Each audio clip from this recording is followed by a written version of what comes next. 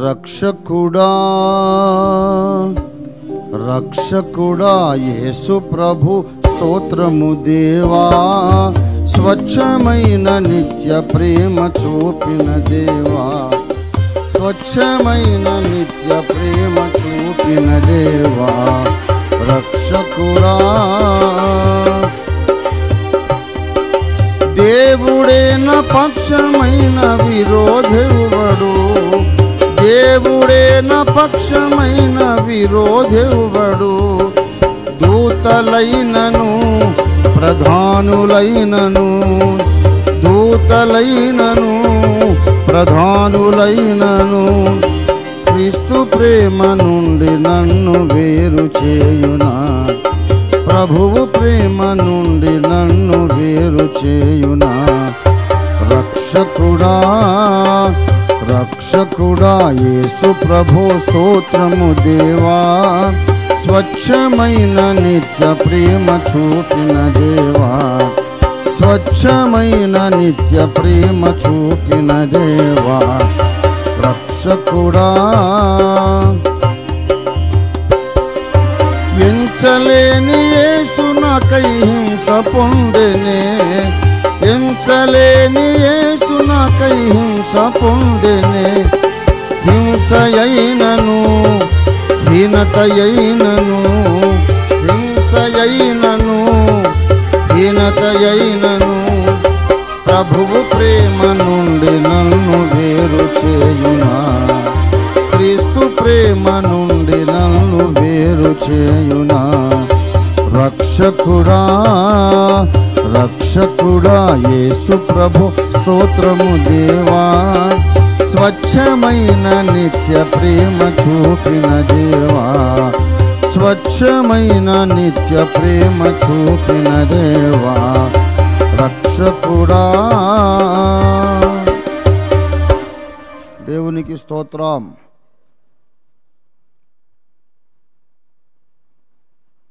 ప్రభునందు నాకు అత్యంత ప్రియులారా, కొన్ని ముఖ్యమైన ప్రకటనలు చేస్తున్నాను. ఒక ముఖ్య ప్రకటన ఏంటంటే, మన వెకేషన్ బైబిల్ స్కూల్ నిర్వహించే సమయం మళ్ళీ దగ్గరకు వచ్చేసింది. ముందు 4 రోజులు 5 రోజులు పెట్టాలనుకున్నాము. దానికి ఆ ప్రకారం సిలబస్ కూడా అంతా రఫ్గా 5 రోజులకు 5 టాపిక్స్ అవన్నీ రెడీ చేసుకున్నాము. కానీ కమ్యూనిటీ హాల్ అవైలబుల్గా లేదు. అందుచేత తప్పనిసరి పరిస్థితుల్లో 3 రోజులకే కుదిస్తున్నాం. మరి ఎవ్రీ టైం దానికి చాలా లక్షల ఖర్చు, నాకు కొన్ని లక్షల అప్పు. దాన్ని మొత్తం మీద 4-5 నెలలు 6 నెలల వరకు కష్టపడి మెల్లిగా తీర్చుకుంటూ వస్తున్నాం ఎవ్రీ టైం. కనుక 5 రోజులు అవసరమా అని చాలామంది పాయింట్ రైజ్ చేశారు. అయినప్పటికీ కూడా నేను 5 రోజులు చేద్దాం పర్వాలేదు అని అనుకున్నాను. కానీ కమ్యూనిటీ హాల్ అధికారులు 3 రోజులు అయితే ఇవ్వగలను, 4-5 రోజులు ఇవ్వలేమని చెప్పారు. అందుచేత April 25, 26, 27 is that right Sulakshanamma? April 25, 26, 27 ఈ 3 తారీఖుల్లో కేపీహెచ్బి ఫంక్షన్ హాల్లో మన వెకేషన్ బైబిల్ స్కూల్ ఫర్ 2024 నిర్వహించబడుతుంది. ఏస్ క్లబ్ నిర్వహణ. దాని కొరకు మరి ఎవ్రీ టైం అందరి యొక్క ఇన్వాల్వ్మెంట్ అండ్ స్పాన్సర్షిప్ అడుగుతున్నాము. దానికి బ్రేక్ఫాస్ట్కి ఇంత అవుతుంది, వాటర్ క్యాన్స్కి ఇంత అవుతుంది, తర్వాత స్నాక్స్ కొరకు, లంచ్ కొరకు, ఇవన్నీ ఇట్లా list of items and expenses రాసి మీకు ఇవ్వడం, మీరు కొంతమంది కమిట్ కావడం, కొంతమంది సహాయం చేశారు.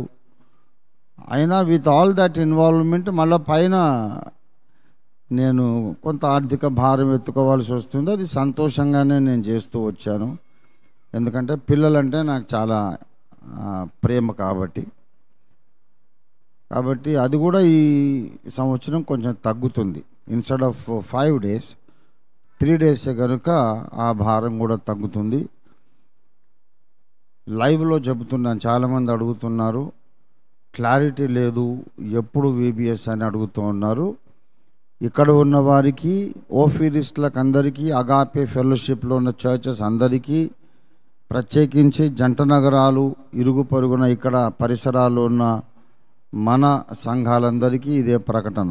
ఏప్రిల్ 25, 26, 27 ఈ 3 తారీఖుల్లో మనం వెకేషన్ బైబిల్ స్కూల్ నిర్వహించబోతున్నాం. దేవునికి స్తోత్రం. మంచిది, ఇదొక ప్రకటన. తర్వాత ఇంగ్లీషు పుస్తకం కూడా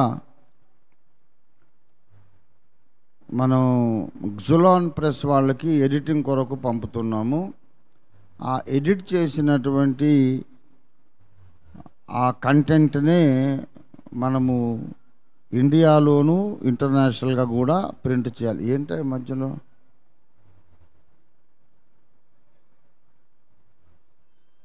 బయట ఏనుగు ఘీంకరించును అన్నట్టు వస్తుంది.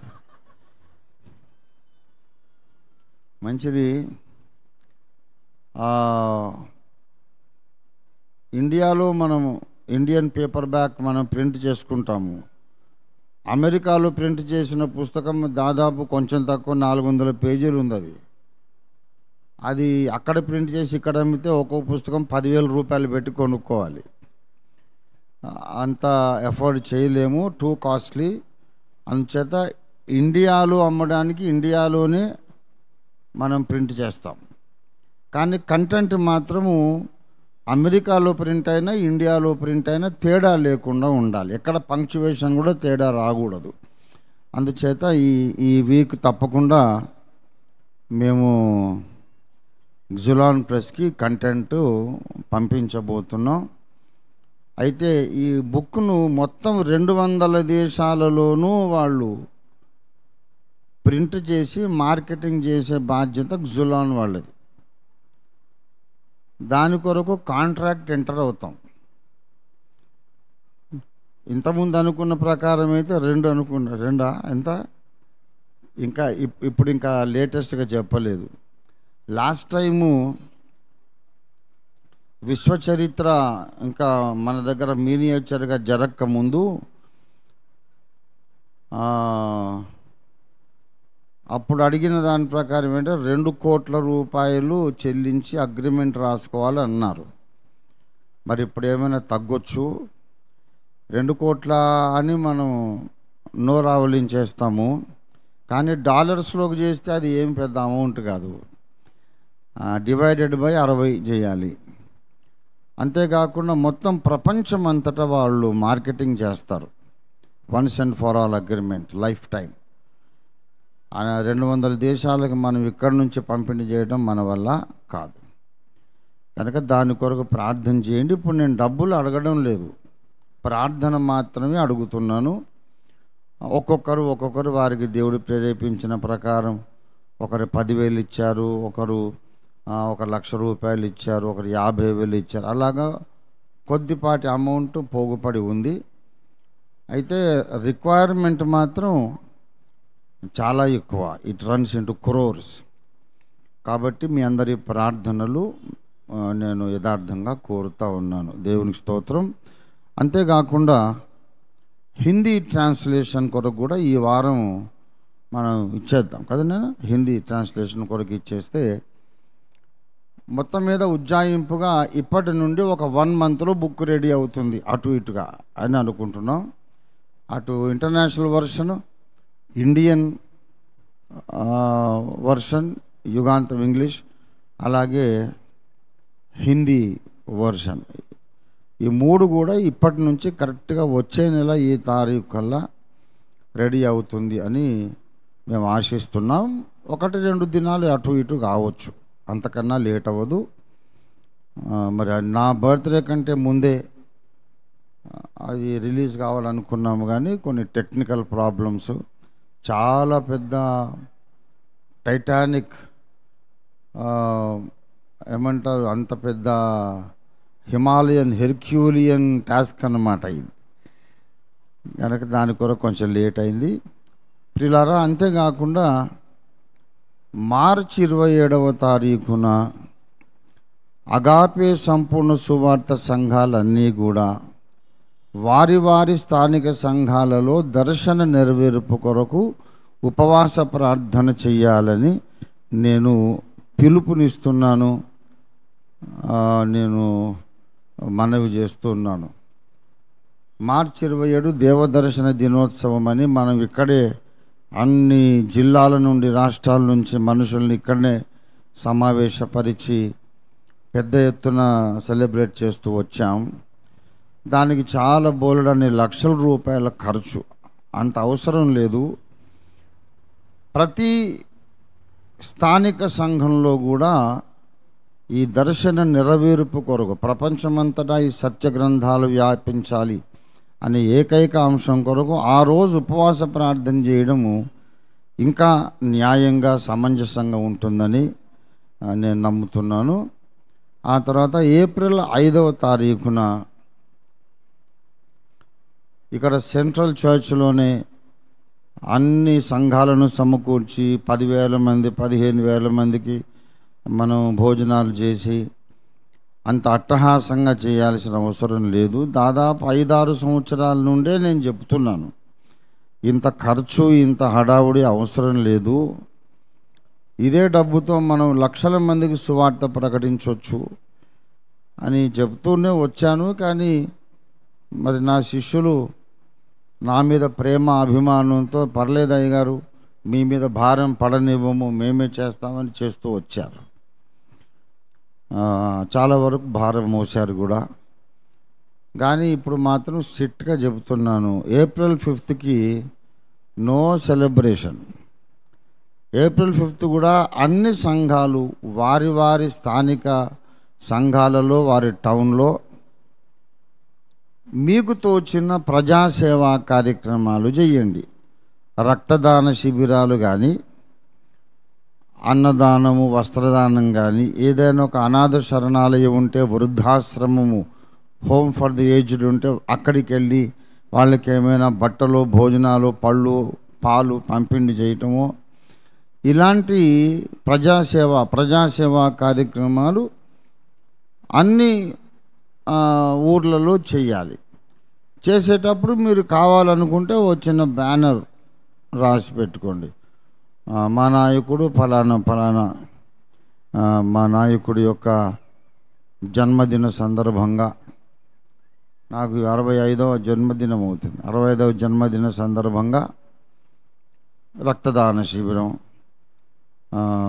ఇలాగా ఏదైనా సరే మీరు అనుకున్నటువంటి కార్యక్రమాలు చేయండి, ఆ బ్యానర్ పెట్టుకొని చేయండి. నేనైతే ఆ ఏప్రిల్ 5వ తారీఖు ప్రభుచిత్తమైతే నేను ఇక్కడే ఉండి ఆ రోజంతా ఉపవాస ప్రార్థన చేయాలని అనుకుంటున్నాను. అయ్యా ఇక్కడే ఉపవాస ప్రార్థనేనా?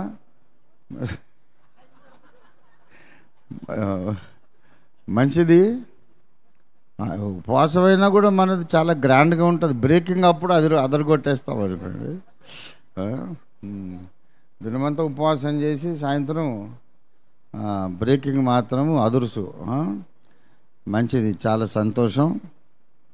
ఈ విషయాలు జ్ఞాపకం పెట్టుకోండి. నా బర్త్డే సెలబ్రేషన్స్ పెద్దగా ఉండవు, దేవుని స్తుతించడమే కదా, దేవుని స్తుతించాలి. 3 సంవత్సరాల కిందట డాక్టర్ ఉండి ఆయన దక్కడండి, ఇంకా మా అయితే 30 రోజులు అని చెప్పాడు. అబ్బుల్ గారికే చెప్పారు, 30 రోజుల లోపల ఆయన టపా కట్టేస్తారండి, ఆ తర్వాత ఉండరు ఆయన అని చెప్పారు. ఇప్పుడు 3 సంవత్సరాలు అవుతుంది. కనుక మనం ఎప్పుడు ఉండాలో, ఎప్పుడు పోవాలనేది ఆయన డిసైడ్ చేస్తాడు. కానీ డాక్టర్లు తమకు ఉన్న జ్ఞానాన్ని బట్టి చెబుతారు, కానీ నిర్ణయం యేసయ్యది. దేవుని స్తోత్రం కలుగును గాక. మరణము తప్పించుట ప్రభువైన యెహోవా వశము. కనుక దేవుడు బ్రతికించినందుకు దేవునికి థ్యాంక్స్ చెప్పుకోవాలి కదా. కనుక కృతజ్ఞత, స్తుతి, ఆరాధన ఆ రోజు చేద్దాం. అవకాశం ఉన్నవాళ్ళు ఉపవాసం ఉండండి. అవకాశం లేని వారు మీ మీద బలవంతం లేదు, కానీ వీళ్ళు worship the lord since morning to evening. Evening మనము బ్రేక్ చేద్దాం. మంచి రుచికరమైనటువంటి భోజనాలు, బెస్ట్ మంచి సకలమైన మసాలాలు వేసినటువంటి బెండకాయ ఫ్రై,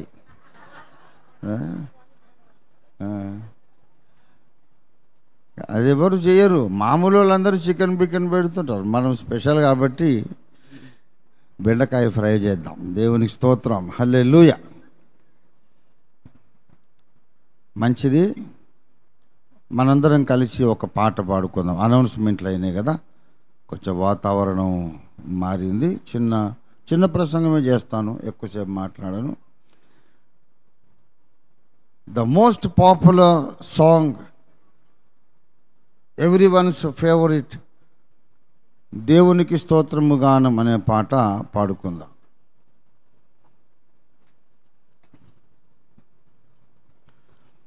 యెరూషలేము యెహోవాయే కట్టుచున్న వాడని, యెరూషలేము యెహోవాయే కట్టుచున్న వాడని, ఇశ్రాయేలీయులను పోగు చేయు వాడని,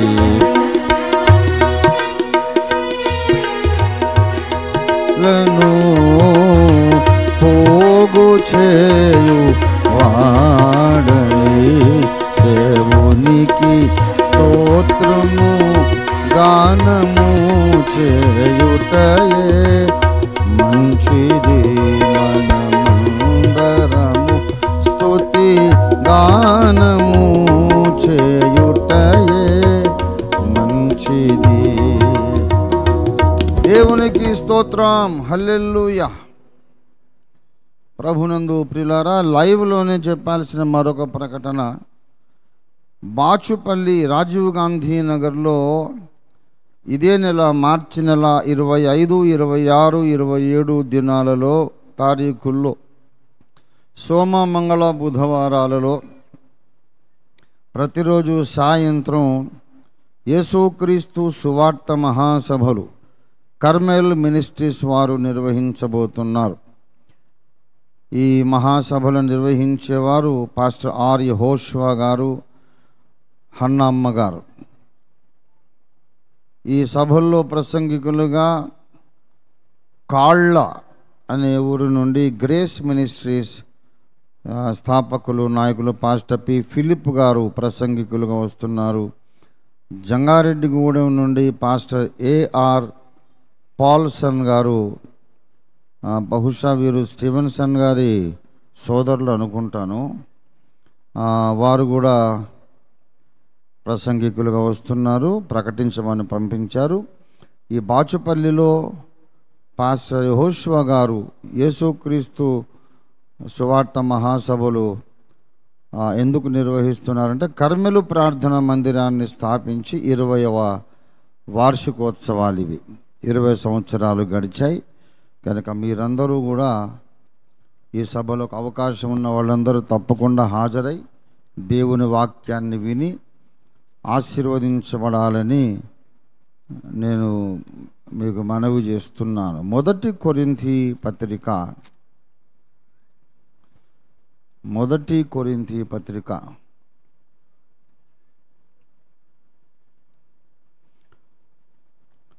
8వ అధ్యాయము 6వ వచనము మాత్రమే నేను చదువుతాను.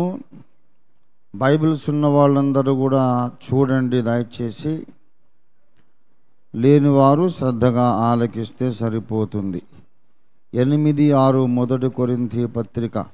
ఆకాశమందైనను భూమి మీదనైనను దేవతలు అనబడినవి ఉన్నను, మనకు ఒక్కడే దేవుడున్నాడు, ఆయన తండ్రి. ఆయన నుండి సమస్తమును కలిగెను, ఆయన నిమిత్తము మనము ఉన్నాము. మరియు మనకు ప్రభు ఒక్కడే, ఆయన యేసుక్రీస్తు. ఆయన ద్వారా సమస్తమును కలిగెను, మనము ఆయన ద్వారా కలిగిన వారము. అయితే అందరి యందు ఈ జ్ఞానము లేదు. చిన్న మాట మనం ప్రార్థన చేసుకుందాం.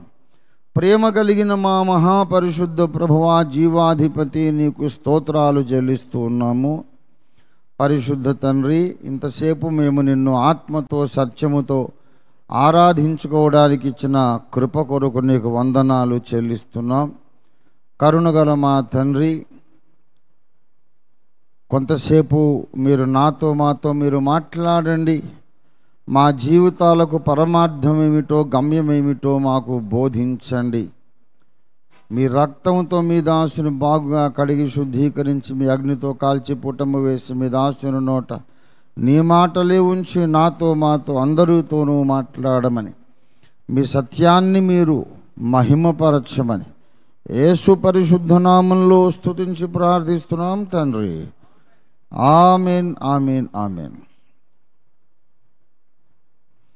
ప్రభునందు ప్రియులారా, క్రైస్తవులముగా ఈ భూమి మీద మన జీవితాలలో దేవుడు నియమించిన ముఖ్య బాధ్యత ఏమిటి? What is the chief main responsibility of a Christian? మనం ఏం చెయ్యాలి? ఈ విషయాన్ని మనము పదే పదే జ్ఞాపకం చేసుకొని మన తీర్మానాన్ని నూతనపరుచుకుంటూ ఉండాలి. అసలు మనం ఏం చెయ్యాలి అంటే, ఒక ఆయన అంటాడు మనము మంచి సమరయుడి పని చేయాలని అంటాడు. అంటే సోషల్ సర్వీస్ అన్నమాట. బీదవాళ్లకు, అనాథలకు ఆశ్రయం కల్పించడము, వాళ్ళకి ఏదో పోషణ ఏర్పాటు చేయడం, లేకపోతే రోగుల కొరకు వైద్య సేవలు అందించడం, ఇవన్నీ మంచి సమరయుడి పరిచర్యలు. గుడ్ సమరిటన్ మినిస్ట్రీ మంచిదే, అదేం తప్పు కాదు. మనకు రోగులు కనబడితే వాళ్ళకు మనం చేయగలిగిన సహాయం చేయాలి. ఆకలిగా ఉన్న వాళ్ళకు అన్నం పెట్టాల్సిందే, అనాథలను మనం ఆదుకోవాల్సిందే. ఇది క్రైస్తవునికి సహజమైనటువంటి ప్రవృత్తి, natural instinct of every Christian. ఎవరైనా బాధలో ఉంటే జాలిపడాలి, వెళ్ళాలి, సహాయం చేయాలి. కానీ భూమి మీద మనం బ్రతుకుతున్నది అందుకేనా? అనాథ శరణాలయాలు, లేకపోతే ఈ orphanages and home for the aged and old people, hospitals, schools, ఇవన్నీ నిర్వహిస్తే సరిపోతుందా? Is God happy? ప్రపంచానికి ఉన్నటువంటి అవసరం తీరుతుందా? మనం ఎన్నో చేస్తాం మంచి పనులు, కానీ ప్రధానమైన బాధ్యత వేరొకటి ఉన్నది అనేది మనం చాలా స్పష్టంగా గ్రహించాలి. ఉదాహరణకు, యేసు ప్రభువారు ఈ లోకంలో ఆయన శరీరధారిగా జీవించినప్పుడు ఆయన ఎన్నో కార్యాలు చేశాడు. చచ్చిన వారిని కూడా ఆయన లేపాడు. కానీ చచ్చిన వారిని లేపాడు నిజమే, కానీ అదే పనిగా పెట్టుకొని ఏ ఊళ్ళో ఎవడు చచ్చిపోయినా వెంటనే లేపుతా కూర్చోలేదు. అలా లేపాడా? ఆయన లేపింది ఒక 4-5 చరిత్ర రాశాడు, అంతేగాని అందరిని లేపడం ఆయన పనిగా పెట్టుకోలేదు. యేసు ప్రభువారు వచ్చినటువంటి ఉద్దేశము వేరు. పాపులను రక్షించుటకు క్రీస్తు యేసు లోకమునకు వచ్చెను నశించిన దానిని వెదకి రక్షించుటకు క్రీస్తు యేసు ఈ లోకానికి వచ్చాడు. స్వస్థతలు, అన్నదానము, వస్త్రదానము, పోషణ, ఇదంతా భౌతిక ప్రపంచానికి సంబంధించినటువంటి ఉపకారాలు, భౌతిక ప్రపంచానికి సంబంధించిన ఉపకారాలు. కానీ యేసు ప్రభు వచ్చిన ఉద్దేశము ఆధ్యాత్మికమైన ఉపకారం చేయడానికి వచ్చాడు, ఆధ్యాత్మికమైన మేలు చేయడానికి వచ్చాడు. భౌతికమైన ఉపకారాలు తాత్కాలికమైనవే. ఆ మేళ్ళు మనం చేసిన యుగయుగాలు వాళ్ళకేం మేలు ఉండదు. ఉదాహరణకు ఒక పేదవాడికి మనం భోజనం పెట్టాం. వాడు ఒక పూట భోజనమే కాదు, వాడు ఉన్నంతకాలం, బ్రతికినంతకాలం వాడికి భోజనం ఏర్పాటు చేశాం. ఇంకా వాడు తడుముకోనక్కర్లేదు. ఎంతకాలం బ్రతికినా వాడికి కావలసినంత భోజనం ఏర్పాటు చేశాం మనం. మంచి పనే కాదా? మంచి పని కాదా? మంచి పనే. కానీ వాడు ఎంతసేపు తింటాడు? నీవు ఏర్పాటు చేసిన భోజనము, వసతి, విశ్రాంతి ఒక 30 ఏళ్ళు, 40 ఏళ్ళు, 50 ఏళ్ళు, మహా అయితే ఒక 100 సంవత్సరాలు వేసుకోండి, అంతకంటే ఉండదుగా. ఆ 100 సంవత్సరాలు అయ్యాక వాడి ప్రాణం వెళ్ళిపోతుంది, వాడి కట్టె మిగిలిపోతుంది, వాడి శరీరం. ఆ శరీరానికి ఇప్పుడు అన్నం అవసరం లేదు, బట్టలు అడగడు. ఇంకా వాడు నాకు మంచి ఇల్లు కావాలన్నాడు, వాడు ఏది కావాలని అన్నాడు, అయిపోయింది వాడి సంగతి. వెళ్ళిపోయిన ఆత్మ అవతలికి వెళ్ళిన తర్వాత ఏం కావాలంటుంది? ఎవరైనా అన్నం పెట్టండి అన్నదు. అవతలికి వెళ్ళిన తర్వాత ఇండ్లు, బంగళాలు, కార్లు కావాలన్నదు.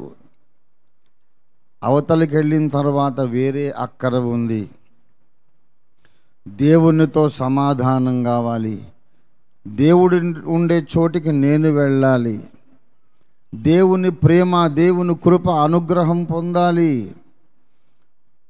దేవుని కోపాగ్నిని తప్పించుకోవాలి. ఇది వాడికి ఉన్నటువంటి ఆరాటం. గనుక చనిపోయిన తరువాత ఉన్నటువంటి అవసరాన్ని తీర్చడానికి యేసు ఈ భూమి మీదకి వచ్చాడు. దేవునికి స్తోత్రం కలుగును గాక. యేసు ప్రభు ఎందుకు వచ్చాడు? మనుషులను దేవునితో సమాధానపరచడానికి వచ్చాడు. మనుషుల మీద దేవుని కోపాగ్నిని చల్లార్చడానికి వచ్చాడు. మనిషిని నరకము నుండి తప్పించడానికి వచ్చాడు. అందుకే యేసు అసమానుడు.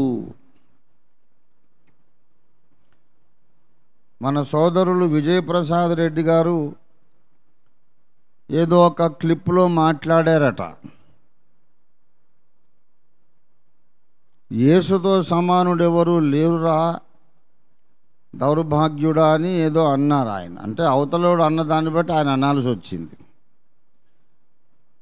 ఏ స్వామీజీలు కానీ, బాబాలు కానీ, అవతారాలు ఎవరైనా యేసయ్య కాలిగోటికి కూడా సమానం కాదు. ఆయన కాలి కంటిన దుమ్ముతో కూడా సమానం కాదు. యేసు అందరికంటే సర్వోన్నతుడని విజయప్రసాద్ రెడ్డి గారు చెప్పారు. దానికి ఈ సనాతనం అని చెప్పుకుంటున్న నవీన ధర్మం యొక్క ప్రచారకుడు ఒక ఆయన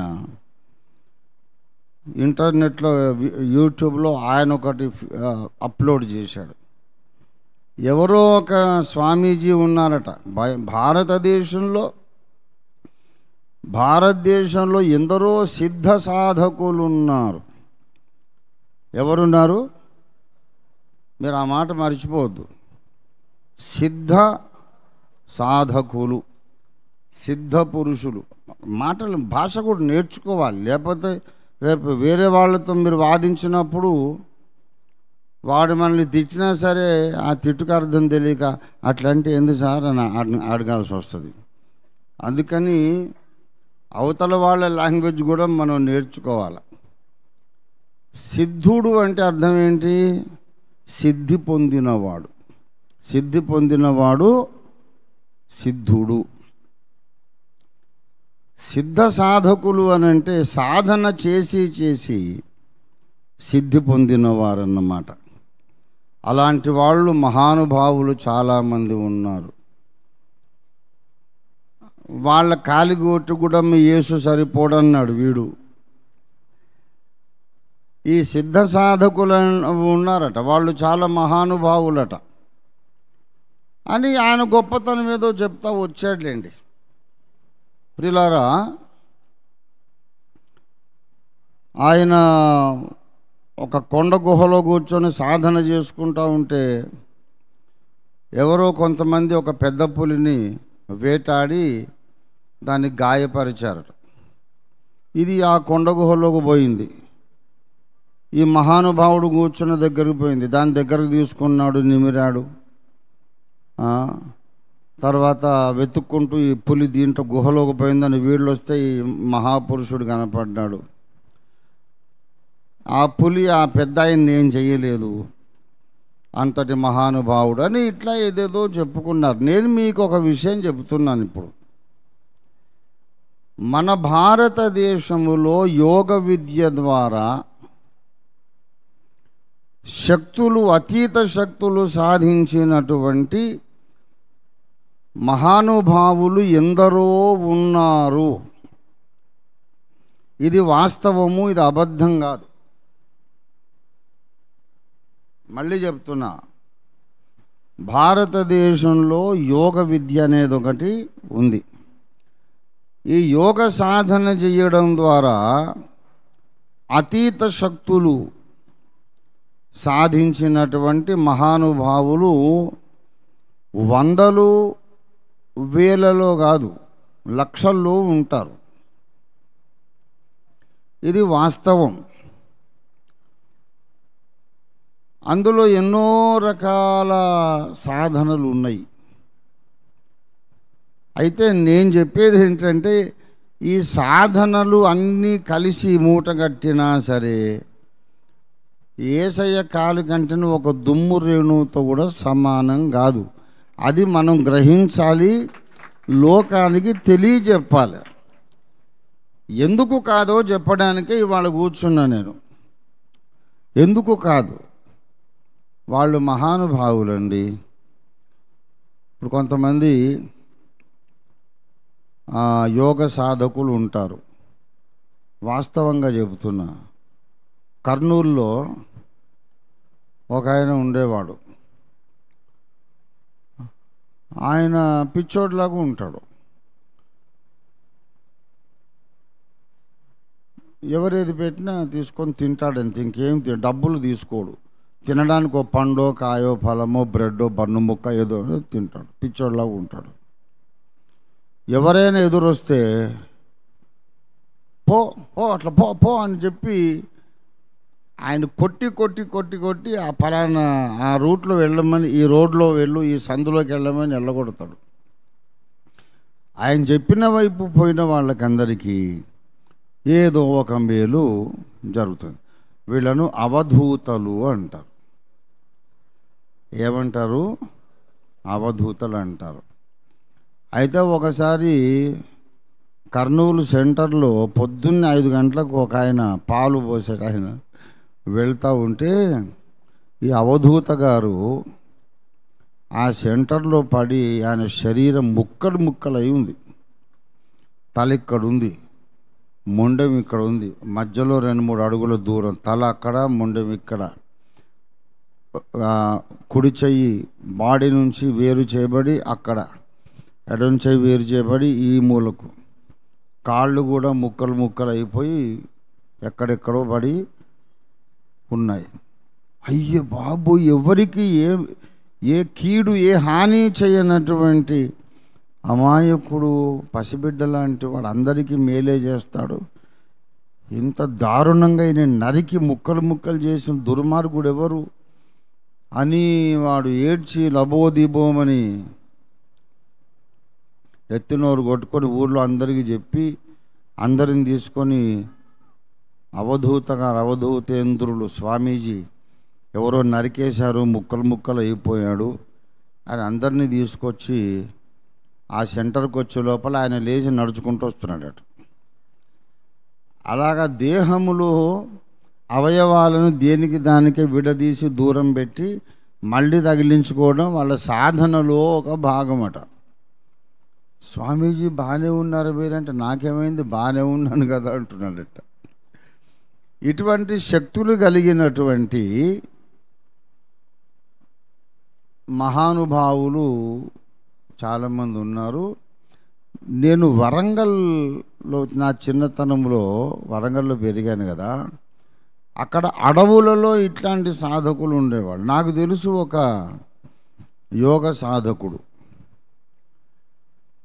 షార్ట్ పుట్ అంటారు కొంతమంది, షార్ట్ పట్ అనాలని కొంతమంది చెప్తారు.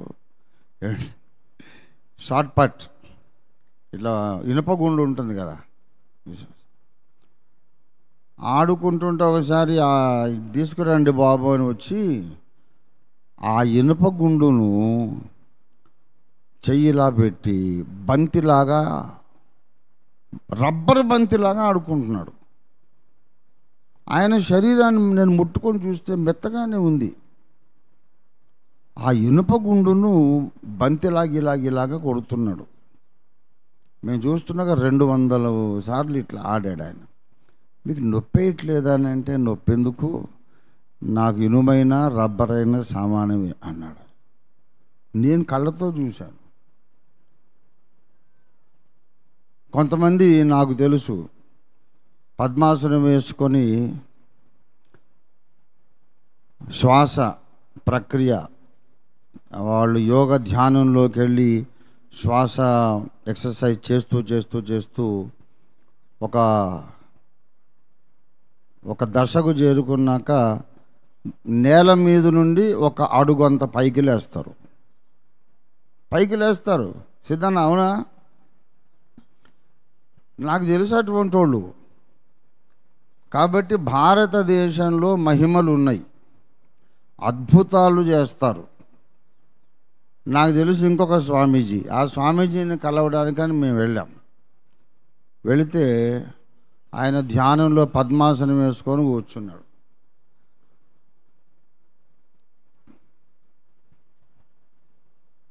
మేము అవతలికి వెళ్ళి తలుపు కొడుతున్నాము, లోపల నుంచి గొళ్ళెం పెట్టుకున్నాడు ఆయన. ఆయన కిటికీలో నుండి చూస్తే పద్మాసనం వేసుకొని ఉన్నాడు గంభీరంగా. అయ్యో స్వామీజీ లేచి వచ్చి ఇప్పుడు ఆయన గొళ్ళెం తీయాలా, ధ్యానంలో మేము డిస్టర్బ్ చేయకూడదు కదా, వెళ్ళిపోదాం పదా అనుకుంటున్నాం. రండి నాయన, మీ కొరకే ఎదురు చూస్తున్నా అన్నాడు. ఆయన కూర్చున్నాడు, అక్కడే ఉన్నాడు. మెంటల్ పవర్స్తో దూరం నుండి ఆ గొళ్ళాన్ని పైకి లేపి పక్కకి జరిపి తలుపు తీశాడు. ఆయన అక్కడ కూర్చున్నాడు, అక్కడే ఉన్నాడు. ఈ తలుపు అయితే ఓపెన్ అయింది, లోపలికి వెళ్ళి మాట్లాడాం. కాబట్టి నేను భారతదేశంలో మహిమలు ఉన్నవి అనేది నేను అనుభవంలో చూశాను, నేను నమ్ముతున్నాను. నేను వ్యక్తిగతంగా చూడకపోయినా నాకు బాగా పరిచయం ఉన్న ఒక పాస్టర్ గారు చెప్పారు, నాగాలాండ్లో ఒక బౌద్ధ సన్యాసి ఉన్నాడట. ప్రసవ వేదన పడే స్త్రీలు ఎవరింట్లోనైనా ఉంటే ఈ స్వామీజీని పిలుస్తారు. ఆమె కేకలు పెట్టేసి అరుపులు కేకలతో ఆ బాధ పడలేక కేకలు పెట్టేటప్పుడు ఈ స్వామీజీ వచ్చి ఆమె కనుబొమ్మల మధ్యలో ఇలాగ చూపుడు వేలు పెడతాడు. వెంటనే ఆమెకు నొప్పి అనేది ఏ మాత్రం ఉండకుండా చిరునవ్వుతో బిడ్డను ప్రసవించేస్తుంది అన్నమాట. ఆయన పేరు డెలివరీ బాబా అంటారు ఆయన. ఏమండి, కనుక ఇటువంటివి నాకెన్నో తెలుసు, చూసిన వాళ్ళు చెప్పగా విన్నాం.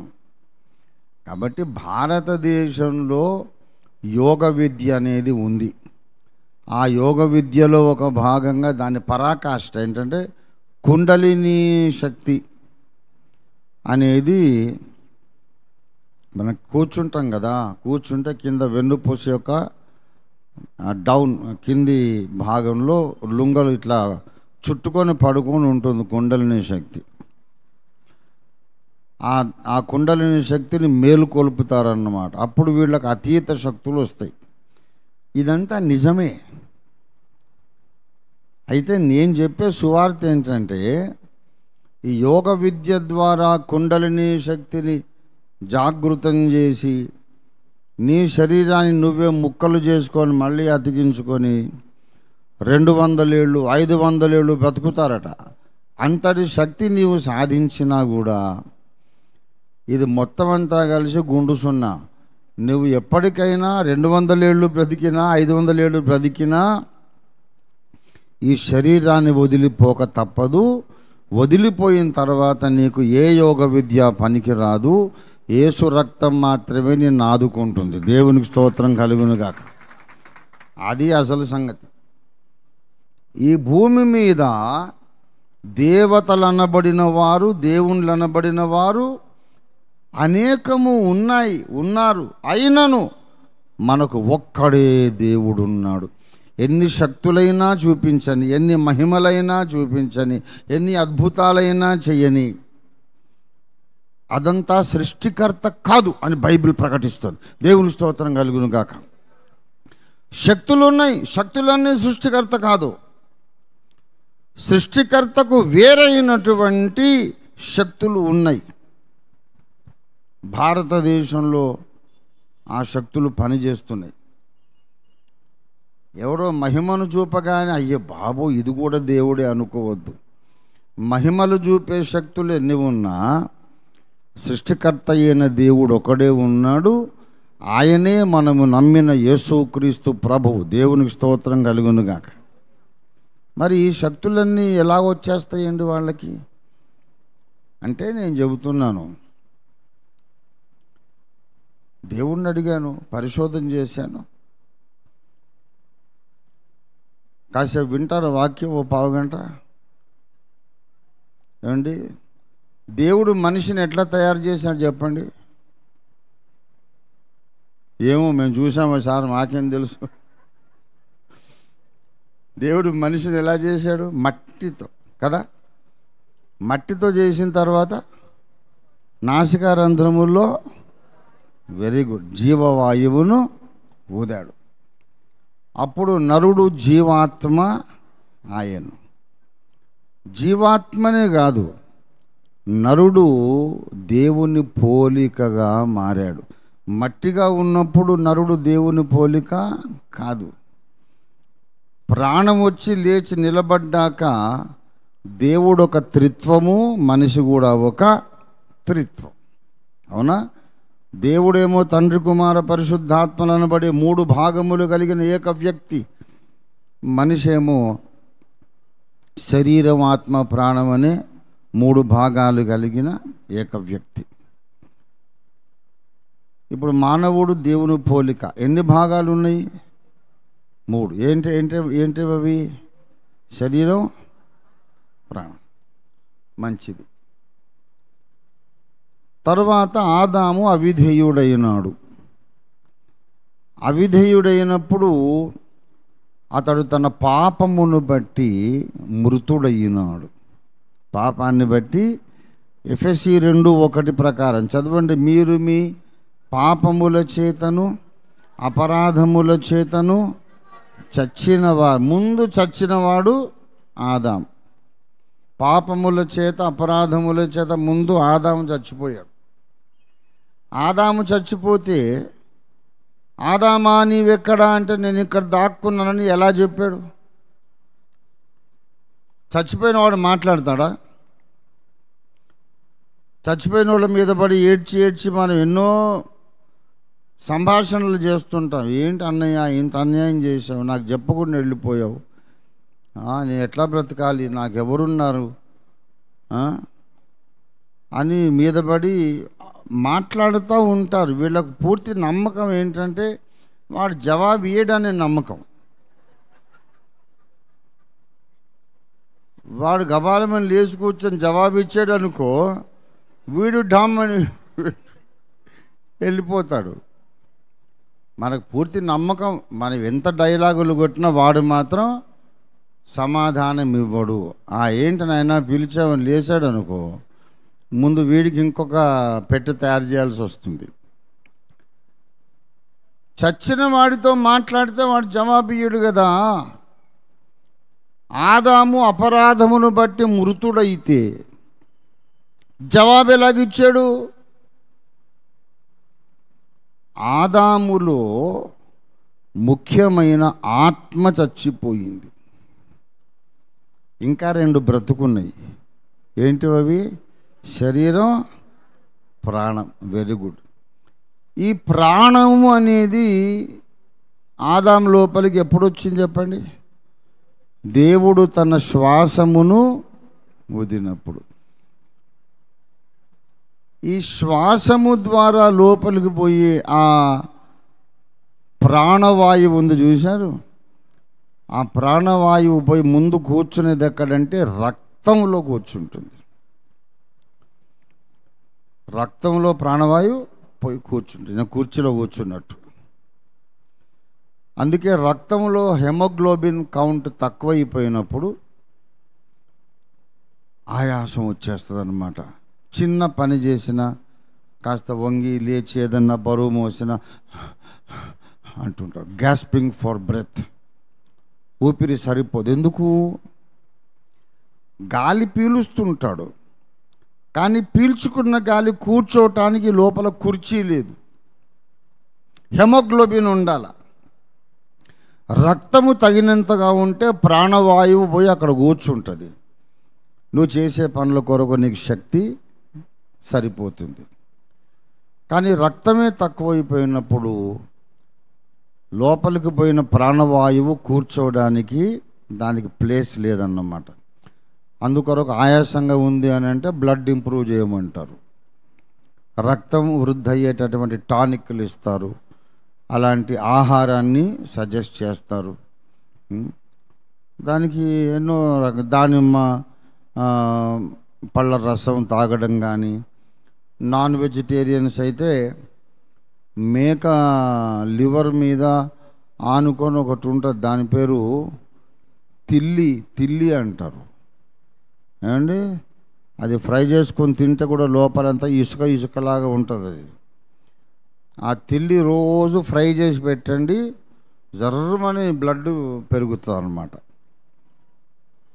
బాలింతలకు లేకపోతే ప్రెగ్నెంట్ విమెన్కి అది సజెస్ట్ చేస్తారు. బ్లడ్ లేకపోతే బ్లడ్ ఇంప్రూవ్ చేయాలి.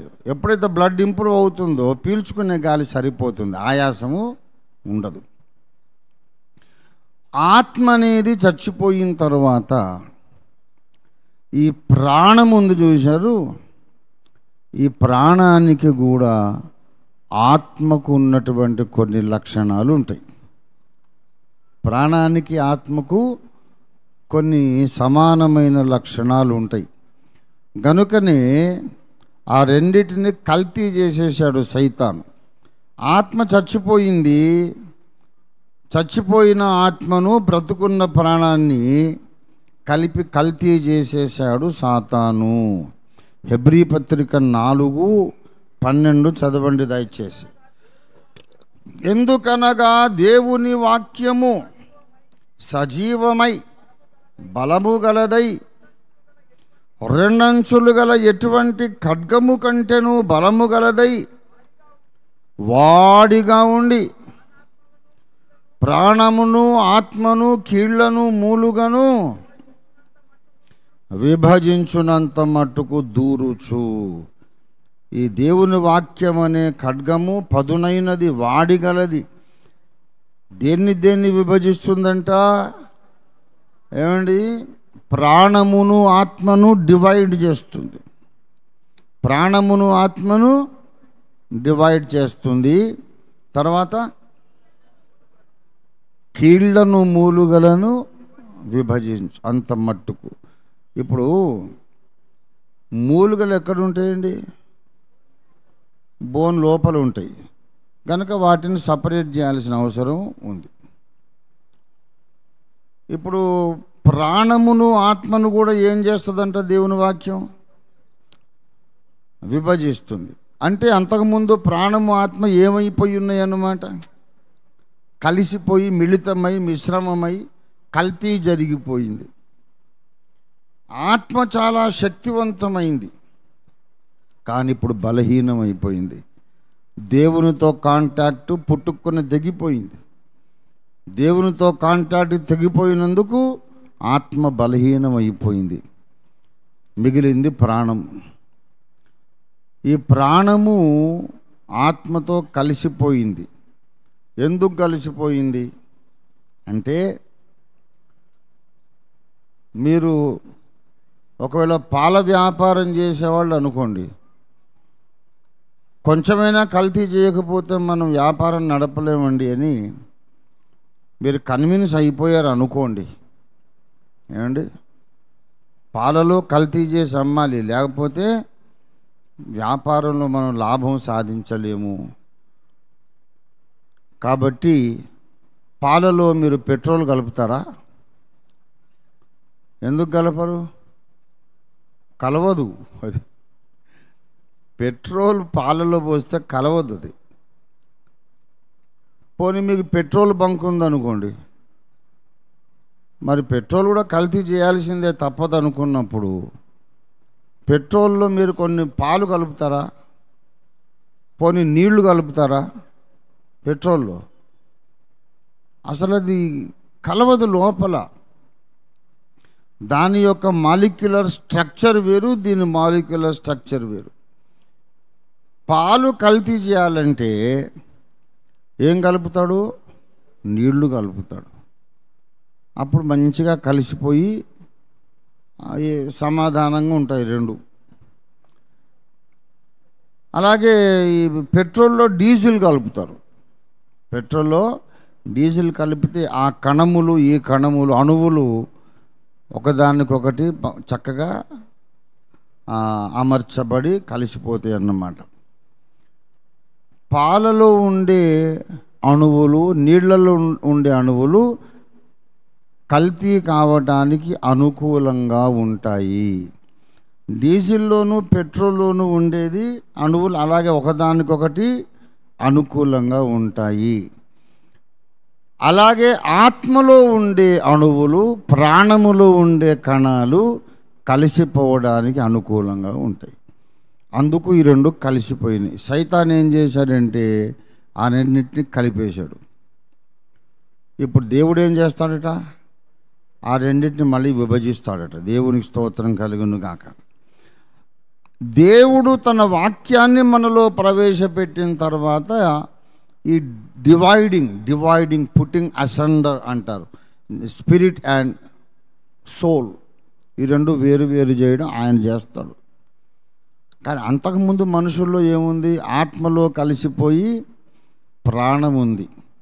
ఆత్మ ఏమో ఏం చేయలేని పరిస్థితి, స్వతంత్రంగా అది ఏమి ప్రవర్తించదు, ఏ పనులు చేయదు. దేవుని నుండి దానికి ఆదేశాలు ఎనర్జీ రావాలి. ఇప్పుడు ఈ ప్రాణం ఉంది చూశారు, ఈ ప్రాణాన్ని బలోపేతము చెయ్యాలి, బలపరచాలి. ప్రాణములోనికి కొన్ని శక్తులను ఆహ్వానించాలి. ఎలా చెయ్యాలి అని ఆ ప్రయత్నమే యోగ ప్రక్రియ. యోగాలో ఏం చేస్తారంటే, ముందు నువ్వు ఊపిరి పీల్చేది నువ్వు క్రమబద్ధంగా నువ్వు ప్రాక్టీస్ చేయమంటాడు.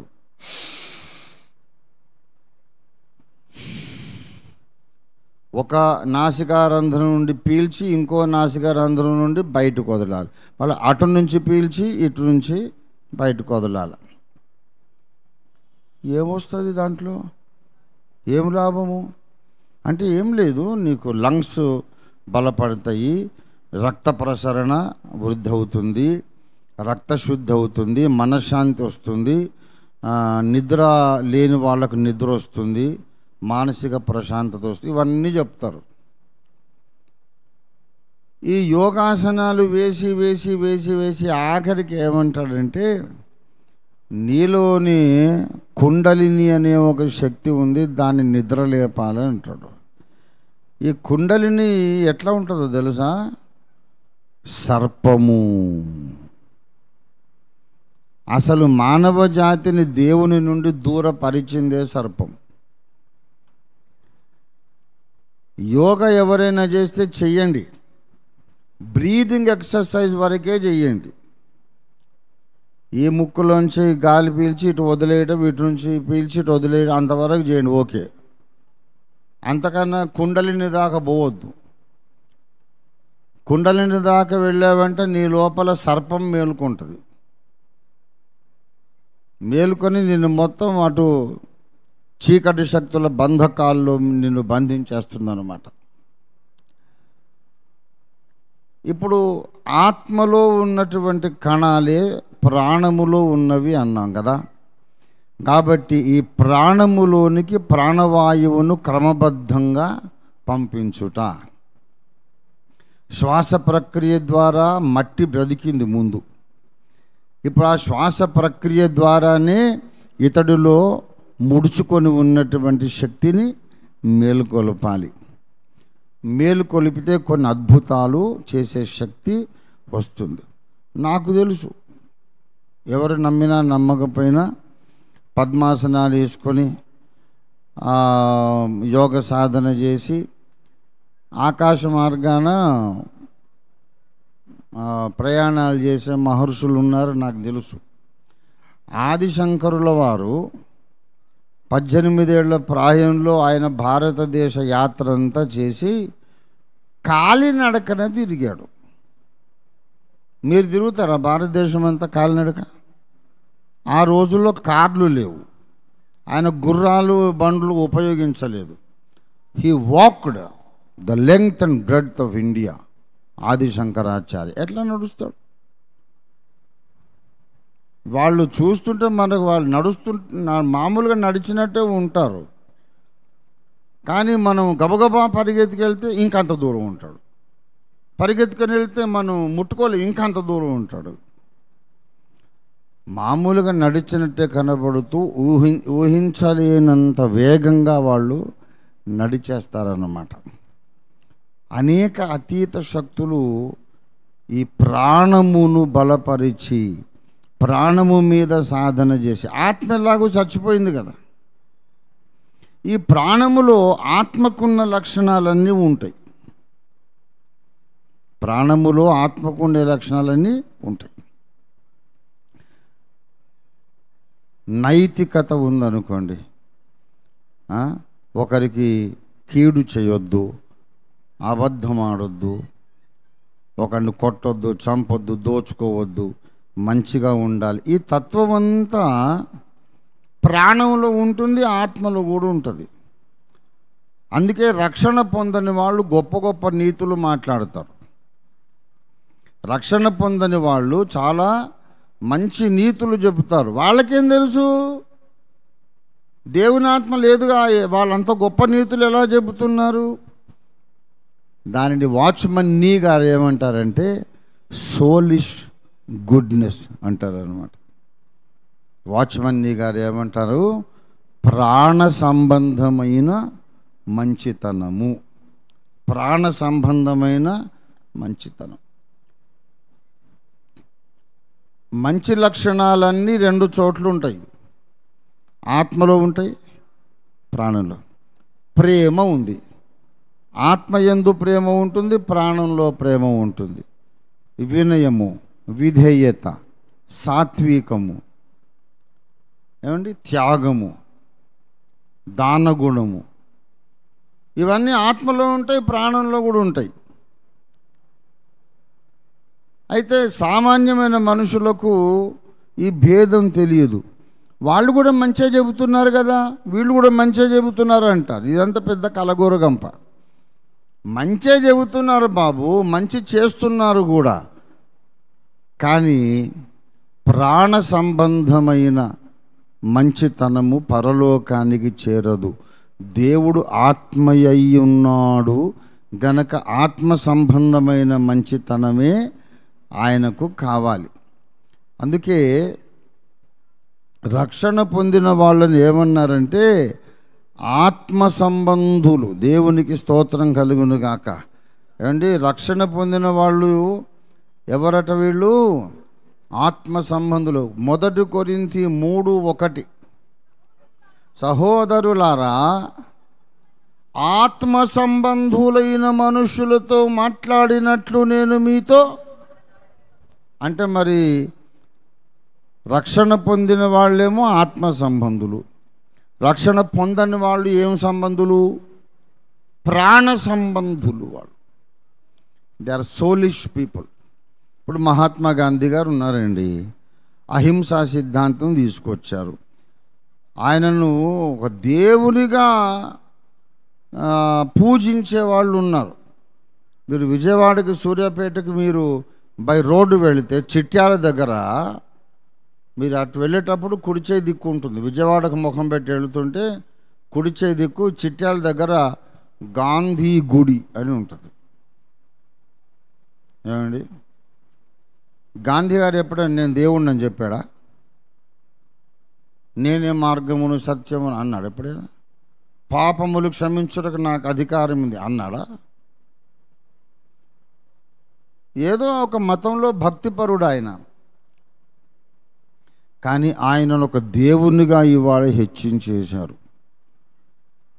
అంటే వాళ్ళ దృష్టికి ఆయన వ్యక్తిత్వం అంత అద్భుతంగా ఉంది. దైవాంశ సంభూతుడండి, దేవునిలోని అంశ తీసుకొని పుట్టాడు ఆయన అని ఆయనను అంతా ఘనపరుస్తున్నారు.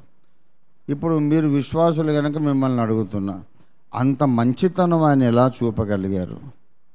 ఆయనకు పరిశుద్ధాత్మ ఉన్నదా లోపల? యేసు రక్తం ఉందా? మరి ఎలాగ అంత మంచోడయ్యాడు ఆయన? అంటే దట్ ఈజ్ సోలిష్ గుడ్నెస్ అని వాచ్మన్నీ గారు చెప్తారు. మనం కన్ఫ్యూజ్ కావద్దు. There is something called soulish goodness, ప్రాణ సంబంధమైన మంచితనం. ఈ ప్రాణములో నీతి సంబంధమైనటువంటి నీతి బోధలు, మంచితనము, మారల్ టీచింగ్స్ అనేవి ప్రాణంలో ఉంటాయి. అలాగే కొన్ని నిద్రాణమైన శక్తులు కూడా ప్రాణంలో ఉంటాయి. ఆత్మలో ఉన్న శక్తులే దీంట్లో కూడా ఉంటాయి. ఇప్పుడు వినండి, ఆత్మలో ఒక ప్రత్యేకమైన శక్తి ఉంది, సృష్టికర్తతో అనుసంధానమయ్యే శక్తి. అందుకే కదా దేవుడు ఆత్మయ్య ఉన్నాడు, మానవుణ్ణి జీవాత్మ అన్నాడు. ఆ ఆత్మ ఈ ఆత్మ అనుసంధానమై ఒకళ్ళనొకళ్ళు పలకరించుకుంటారు.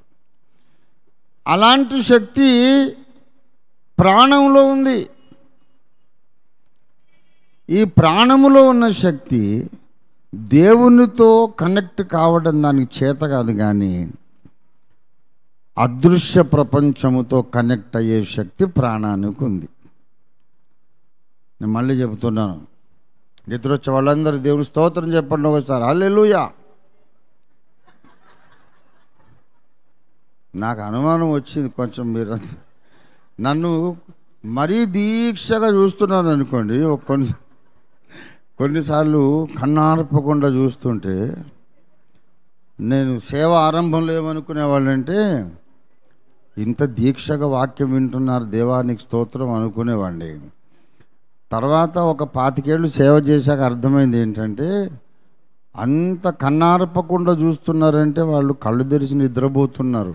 కొంతమంది కళ్ళు తెరిచి నిద్రపోయే అలవాటు ఉంటుంది, అట్లాగే చూస్తుంటారు కానీ నిద్రపోయారు. రాత్రి వాళ్ళ ఇంట్లోకి దొంగోడు వచ్చాడు అనుకో, ఆడు గుండాకి చేస్తాడు, ఇది శవమేమో అనుకో. సరే, ఆత్మలో ఉన్న శక్తి ఏమిటి? పరమాత్మునితో అనుసంధానమయ్యే శక్తి, రైట్. ప్రాణంలో ఉన్న శక్తి ఏమిటి? దేవుడు కాక ఇతర అదృశ్య ప్రపంచముతో అనుసంధానమయ్యే శక్తి ప్రాణానికి ఉంది. అందుకే మీరు సాధన చేసి చేసి చేసి ఒక పరాకాష్ఠకు వచ్చినప్పుడు నీ లోపల ఉన్నటువంటి సర్పపు శక్తి మేల్కుంటుంది. అవును, నాకు తెలియక అడుగుతాను, హవ్వను పాపంలో పడేయడానికి సర్పం వస్తే నీ లోపల మళ్ళీ సర్పంలాగా ఉండడం ఏంటి? ఎక్కడి నుంచి వచ్చింది ఆ సర్పం నీ లోపలికి? ఎక్కడి నుంచి వచ్చిందంటే దేవుని నుండి కట్ ఆఫ్ అయిపోయి ఆత్మ చచ్చిపోయినప్పుడు ఈ ప్రాణములో ఉన్నటువంటి అనుసంధాన శక్తి, connecting force of the soul, అక్కడ నుండి అదృశ్య ప్రపంచంలో నుండి ఒక సర్పం వచ్చేసి ప్రతి మనిషి లోపల కూర్చుంది. దేవుడు చెబుతున్నాడు సర్పాన్ని బంధించండి అని, యోగ విద్య చెబుతుంది సర్పాన్ని మేలుకొల్పండి అని. ఏమండి, దేవుడు ఏం చెప్తున్నాడు? సర్పాన్ని బంధించాలి. వీళ్ళు చెప్తారు సర్పాన్ని మేలుకొల్పాలి. మేలుకొలిపితే కొన్ని అతీత శక్తులు తప్పకుండా వస్తాయి. ఒక ఆయన 500 ఏళ్ళు బ్రతికి చనిపోయాడట. ఇంకొక ఆయన ఉన్నాడు, ఆయన పేరు ఏదో నేను మర్చిపోయాను. మన సినీ స్టార్ రజనీకాంత్ గారి గురువు ఒకప్పుడు. ఆయన ఏంటండి, ఆయన పేరేంటి గుర్తుందా నీకు? బాబా. ఆయన 2000 సంవత్సరాల నుంచి బ్రతుకున్నాడట. ఆయన మహా అవతార్ బాబా. మీరు నెట్లో చూడవచ్చు. మహా అవతార్ బాబా హిమాలయాల్లో ఉంటాడు. ఆయన ఒంటి మీద నూలు పోగు బట్టలు ఏమి ఉండవు, కానీ ఆ భయంకరమైన గజగజలాడించే -50 degrees చలికి ఆయన ఏం చెక్కు చెదరకుండా ఉంటాడు. గాల్లో ఎగిరి వస్తాడు, కనబడతాడు, వెళ్ళిపోతాడు. మహా అవతార్ బాబా 2000 ఏళ్ళు ఆయన బ్రతికే ఉన్నాడట. ఇక మీ యేసుప్రభు ఏం గొప్ప అండి, మా దగ్గర మరణాన్ని జయించి 2000 ఏళ్ళు బ్రతుకున్నోళ్ళు ఉన్నారు. 500 ఏళ్ళు, 200 ఏళ్ళు చాలామంది ఉన్నారు. మరి మీ యేసుదేం గొప్ప? వాళ్ళు ఈ తలకాయను తీసి పక్కకు పెడతారు, మళ్ళీ తెచ్చి స్పేర్ పార్ట్స్ అతికించుకున్నట్టు అతికించుకుంటారు. వాళ్ళు కూర్చున్న దగ్గరే కూర్చొని తలుపులు తీస్తారు, గొళ్ళాలు పెడతారు, గొళ్ళాలు తీస్తారు, ఓపెన్ చేస్తారు. అనేక అద్భుత కార్యాలు వాళ్ళు చేస్తారు. ఏమండి, ఇంకా ఇటువంటి ఎన్నైనా చెప్పొచ్చు. కానీ ఇలాంటి మహత్తులు మహిమలు చూపేటటువంటి వ్యక్తులు, సిద్ధ సాధకులు భారతదేశంలో ఎంతోమంది ఉన్నారు. ఒకరిని మించిన వారు ఒకరు, ఒప్పుకుంటున్నాం. కానీ ఇంత మహిమలు చూపగలిగిన మహానుభావులు అందరూ ఎవరు కూడా యేసయ్యతో కాలిగోటికి సరిపోరని నేను అనను, ఆయన కాలి దుమ్ముకు సరిపోరని నేను అనను. నేను ఏమంటానంటే అసలు పోల్చడానికి వీలు లేదురా బాబు అంటాను. అసలు పోలికే లేదు, పిచ్చి ముఖం. వీళ్ళు ఎక్కడ, ఆయన ఎక్కడ? యేసు ప్రభువు వారు అందరికంటే సుప్రీం. అసలు there is no comparison, there is no comparison. దేవతలు అనబడినవి ఉన్నను, మనకు ఒక్కడే ప్రభువు ఉన్నాడు, ఆయన యేసు క్రీస్తు. దేవునికి స్తోత్రం కలుగునుగాక. నువ్వు ఎన్ని మహిమలైనా చూపించుగాక, నా యేసయ్య వాటన్నిటికీ మించిన వాడు. ఎవడు కూడా యేసుతో పోల్చడానికి అవకాశం లేదు. దేవుని సంఘం కొరకు, క్రైస్తవ సమాజం కొరకు నేను ఈ ప్రసంగం చేస్తున్నా. మీరు కన్ఫ్యూజ్ కావద్దు. ఈ యోగ విద్య ఏంటి, ఈ ట్రాన్స్డెంటల్ మెడిటేషన్ ఏంటి, ఇదేదో శక్తిపాతము, ఇది ఏమేమో చెబుతున్నారు. నువ్వు 1,000,000 చెప్పుకో, 3 లక్షలు, 10 లక్షలు, 1,00,00,000 చెప్పుకో నీ సిద్ధాంతాలు, నీ మహిమలు. యేసయ్యతో ఎవరిని పోల్చడానికి వీలు లేదు. అదంతా వేరే ప్రాణ సంబంధమైన మహిమలను వాళ్ళు ప్రదర్శిస్తున్నారు. ఆ ప్రాణ సంబంధమైన మహిమలను చూసి శరీర సంబంధులు ఆశ్చర్యపోతారు, కానీ మోక్ష సాధనకు అవి పని చెయ్యవు. ఎందుకో ఇప్పుడు చెప్తున్నా. ఎందరో మహానుభావులు ఉన్నారు, సిద్ధ సాధకులు ఉన్నారు, మహాయోగీశ్వరులు, యోగి పుంగవులు ఉన్నారు. యేసుతో పోల్చడానికి వీలు లేదు. ఎందుకంటే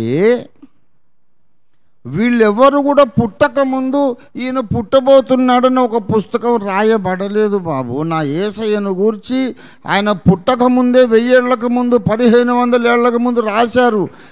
అటువంటి వాడు ఒకడు ఉంటే చూపించు నాకు. మేము ఎవరిని తృణీకరించడం లేదు, కానీ the striking difference between Jesus and other so called great men, Gautama బుద్ధుడు మొదలుకొని ఏ అవతార పురుషుడైనా పుట్టకముందు ఒక గ్రంథములో వ్రాయబడి ఆ గ్రంథాన్ని ప్రజలందరూ చదువుకొని ఎవరిని గూర్చబ్బా ఈ మాట, ఎవరియనా పుట్టాడా, పుట్టబోతున్నాడా, ఎక్కడా అని 100 సంవత్సరాలు 1000 సంవత్సరాలు ఆశ్చర్యపోయి ఎప్పుడు జరుగుతుంది అని 100,000 సంవత్సరాలు ఎదురు చూసిన తరువాత ముందుగా చెప్పబడ్డ ప్రవచనముల ప్రకారము పుట్టినటువంటి మనిషి భూప్రపంచంలో మానవ చరిత్రలో ఒక్కడు కూడా లేడు లేడు లేడు లేడు. నువ్వు చెప్పిన బాబాగారు అంత గొప్పోడైతే మరి ముందెందుకు చెప్పలేదు ఆయన పుడతాడని? నువ్వు నాకు కథలు చెప్పకు, ఏ పాయింట్కి ఆ పాయింటే మాట్లాడాల. వాళ్ళు సాధన చేసి కఠోరమైన దీక్షతో సాధన చేసి సామాన్యమైన మానవులకు లేని కొన్ని శక్తులు సంపాదించారు. కానీ వాళ్ళు లోకరక్షకుడు కాదు. ఏ ఒక్క మనిషిని కూడా నరకము నుండి తప్పించే శక్తి వాళ్లకు లేదు. నరకము నుండి తప్పించడానికి శక్తి కలిగినటువంటి ఒక వ్యక్తి ఎక్కడ పుడతాడో, ఎలా పుడతాడో ప్రాచీన కాలపు వేదములలో రాయబడి ఉన్నది. హైందవ క్రైస్తవం అనే గ్రంథంలో నేను స్పష్టంగా చూపించాను. ఏమండి, సర్వలోకమును రక్షించడానికి విరాట్ పురుషుడు ఎక్కడ పుడతాడు? ఎక్కడ పుడతాడంటే భూలోకానికి నడిబొడ్డు లాంటి దేశంలో పుడతాడని శుక్ల యజుర్వేదం 23వ అధ్యాయం 60వ మంత్రంలో రాయబడింది. విశాలాంధ్రకి వెళ్ళి మీరు శుక్ల యజుర్వేదం కొనుక్కొచ్చి చదువుకోండి, లేకపోతే మా ఇంటికి రండి, నేను చూపిస్తాను. నా దగ్గర ఉన్న ఈ వేదాలు నేను రాసిన హైందవ క్రైస్తవం బుక్ తీసుకెళ్ళి చదవండి. ఈ భూలోకానికి నడిబొడ్డు లాంటి దేశములో విరాట్ పురుషుడు పుడతాడు, యజ్ఞమవుతాడు, బలి అవుతాడు. ప్రాచీన కాలంలో గుర్రాలను బలి చేశారు, అశ్వమేధ యాగం. ఆవులను బలి చేశారు, గోమేధము. వాజపేయము, అజామేధము, రాజసూయము, ఎన్నో రకాల బలులు అర్పించినారు. ఈ బలులన్నీ ఛాయయే. అసలైన బలి ఆది యందుండిన నాదబ్రహ్మం అనేవాడు పుట్టి తానే బలి అవుతాడు. ఋగ్వేదము ప్రథమ మండలంలోనే చెప్పాడు. ఎవరియైనా దేవతలకు రాజైన ఇంద్రుని మహాత్మ్యమును చూడండి. అతడు నిన్న చనిపోయి ఉన్నాడు, ఈరోజు మరలా బ్రతికి ఉన్నాడు. దేవుడు చనిపోయి మృత్యుంజయుడవుతాడు. ఆయన ఎక్కడ పడితే అక్కడ పుట్టడు, భూలోకానికి నడిబొడ్డు లాంటి దేశంలో పుడతాడు అని శుక్ల యజుర్వేదం చెప్పింది. మీరు ప్రపంచ పటం తీసుకొని చూడండి, నడిబొడ్డు లాంటి దేశం ఇజ్రాయెల్ దేశము మాత్రమే. అక్కడ ఇండియా లేదు, అందుకే అక్కడ పుట్టలేదు ఆయన. ప్రపంచానికి కేంద్ర స్థానము ఇండియా కాదు. ప్రపంచ పటము తీసుకొని చూడండి, అడ్డంగా ఒక స్కేల్ పెట్టి ఒక గీత గీయండి, నిలువుగా స్కేల్ పెట్టి ఒక గీత గీయండి సగానికి. ఆ రెండు గీతలు కలుసుకునే జంక్షన్ దగ్గర ఉంటుంది ఇజ్రాయెల్ దేశం. అన్ని దిక్కులను సమానముగా లాగడానికి విరాట్ పురుషుడు భూమధ్యపురములో పుట్టాడు. దేవునికి స్తోత్రం కలుగునుగాక. మన దేశంలో పుడితే బాగుండు కదా అని అంటే, మన దేశంలో పుట్టకపోయినా ఆ దేశంలో పుట్టబోతున్నాడనే ప్రవచనమైన మన గ్రంథాల్లో రాయబడింది. ఎందరో సిద్ధ సాధకులు ఉన్నారు, కానీ ఎవరిని గూర్చి ఋగ్వేదము ప్రవచించలేదు. ఎందరో సిద్ధ సాధకులు ఉన్నారు, ఎవరిని గూర్చి కూడా శుక్ల యజుర్వేదం ప్రవచించలేదు. వేదములలో ఆయన బిరుదులు రాయబడి ఉన్నవి. ఆయన పేరు సత్యం అని చెప్పుకుంటాడట. సత్యం హి ప్రజాపతి, శబ్దం వై ప్రజాపతి, అన్నం వై ప్రజాపతి. నేను అన్నమును, నేను ఆహారమును అని చెప్పుకుంటాడు. నేను శబ్దాన్ని అని చెప్పుకుంటాడు. నేను సత్యాన్ని అని చెప్పుకుంటాడు. నేనే అగ్నిని అని చెప్పుకుంటాడు. నేనే సూర్యుడను అని చెప్పుకుంటాడు. నేనే యజ్ఞమునవుతానని చెప్పుకుంటాడు. ఇవన్నీ ఏ బాబా గురించి, ఏ సిద్ధ సాధకుని గురించి ఎక్కడ రాయబడలేదు. వేదాలలో ప్రజాపతిని గూర్చి రాయబడ్డ ప్రతి మాట బైబిల్లో యేసును గూర్చి రాయబడింది. యేసయ్య చెప్పాడు, నేనే సత్యాన్నని, నేనే జీవాహారమునని, నేనే యజ్ఞము కావడానికి పుట్టానని చెప్పుకున్నాడు. యేసును గూర్చి బైబిల్ చెబుతుంది, ఆది యందు శబ్దము ఉండెను, శబ్దము దేవుడై ఉండెను. ఆ శబ్దమయ్యున్న దేవుడే శరీరధారిగా మన మధ్యలో జీవించాడు.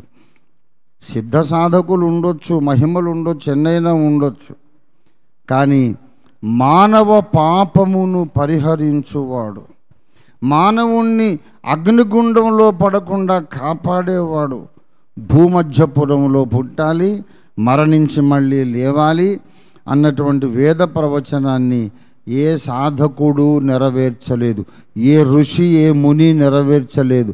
వాళ్ళ సాధనేదో వాళ్ళు చేసుకున్నారు, కానీ నిన్ను నన్ను రక్షించడానికి అవసరమైన యజ్ఞాన్ని వేదములు చెప్పిన ప్రకారం యేసుక్రీస్తు మాత్రమే భూమధ్యపురములో యజ్ఞము నెరవేర్చాడు. కనుక యేసుతో వాళ్ళని ఎలా పోలుస్తామండి? పోల్చడానికి వీలు లేదు. ఎవరిని తృణీకరించట్లేదు. వాళ్ళేమో సాధన చేశారు. యేసు సాధకుడు కాదు, సాధన చేసి సిద్ధి పొందినవాడు కాదు.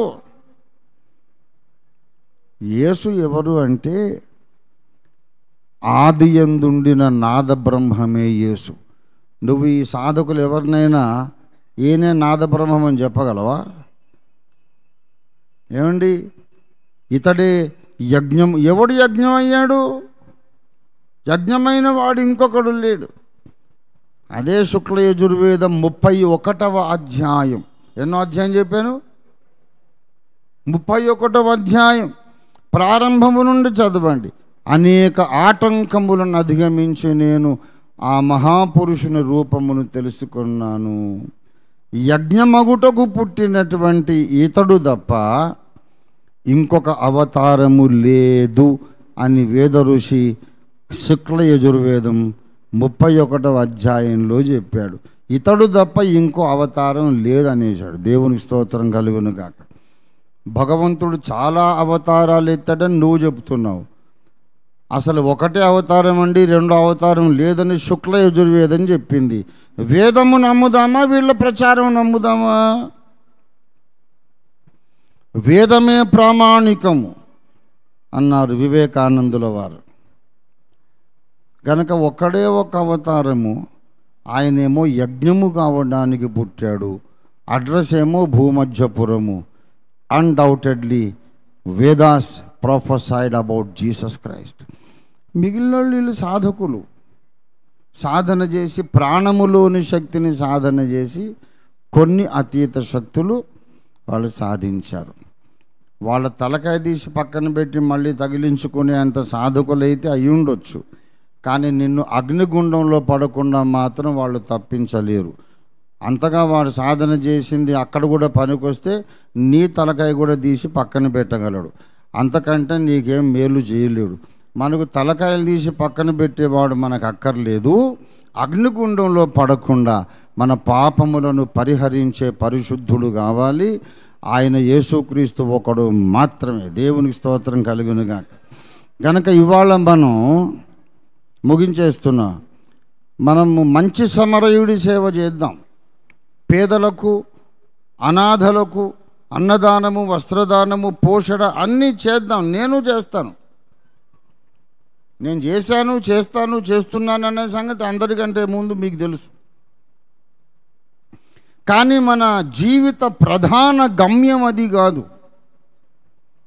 అనుకోకుండా పేదవాడు ఎదురొచ్చాడు, భోజనం పెడతాను, బట్టలు లేవు బట్టలు కొనిస్తాను, వ్యాధిగ్రస్తుడు ట్రీట్మెంట్ చేయిస్తాను, బాధలో ఉన్నాడు ఓదారుస్తా, దగ్గరకు తీసుకుంటాను. కానీ నా జీవిత గమ్యం అది కాదు.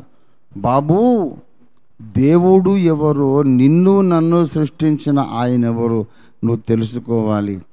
ఆయన భూమధ్యపురములో పుట్టిన యేసు. యేసుగాక ఇంకొకరిని దేవుడు అంటే బైబిల్ ఒప్పుకోదు.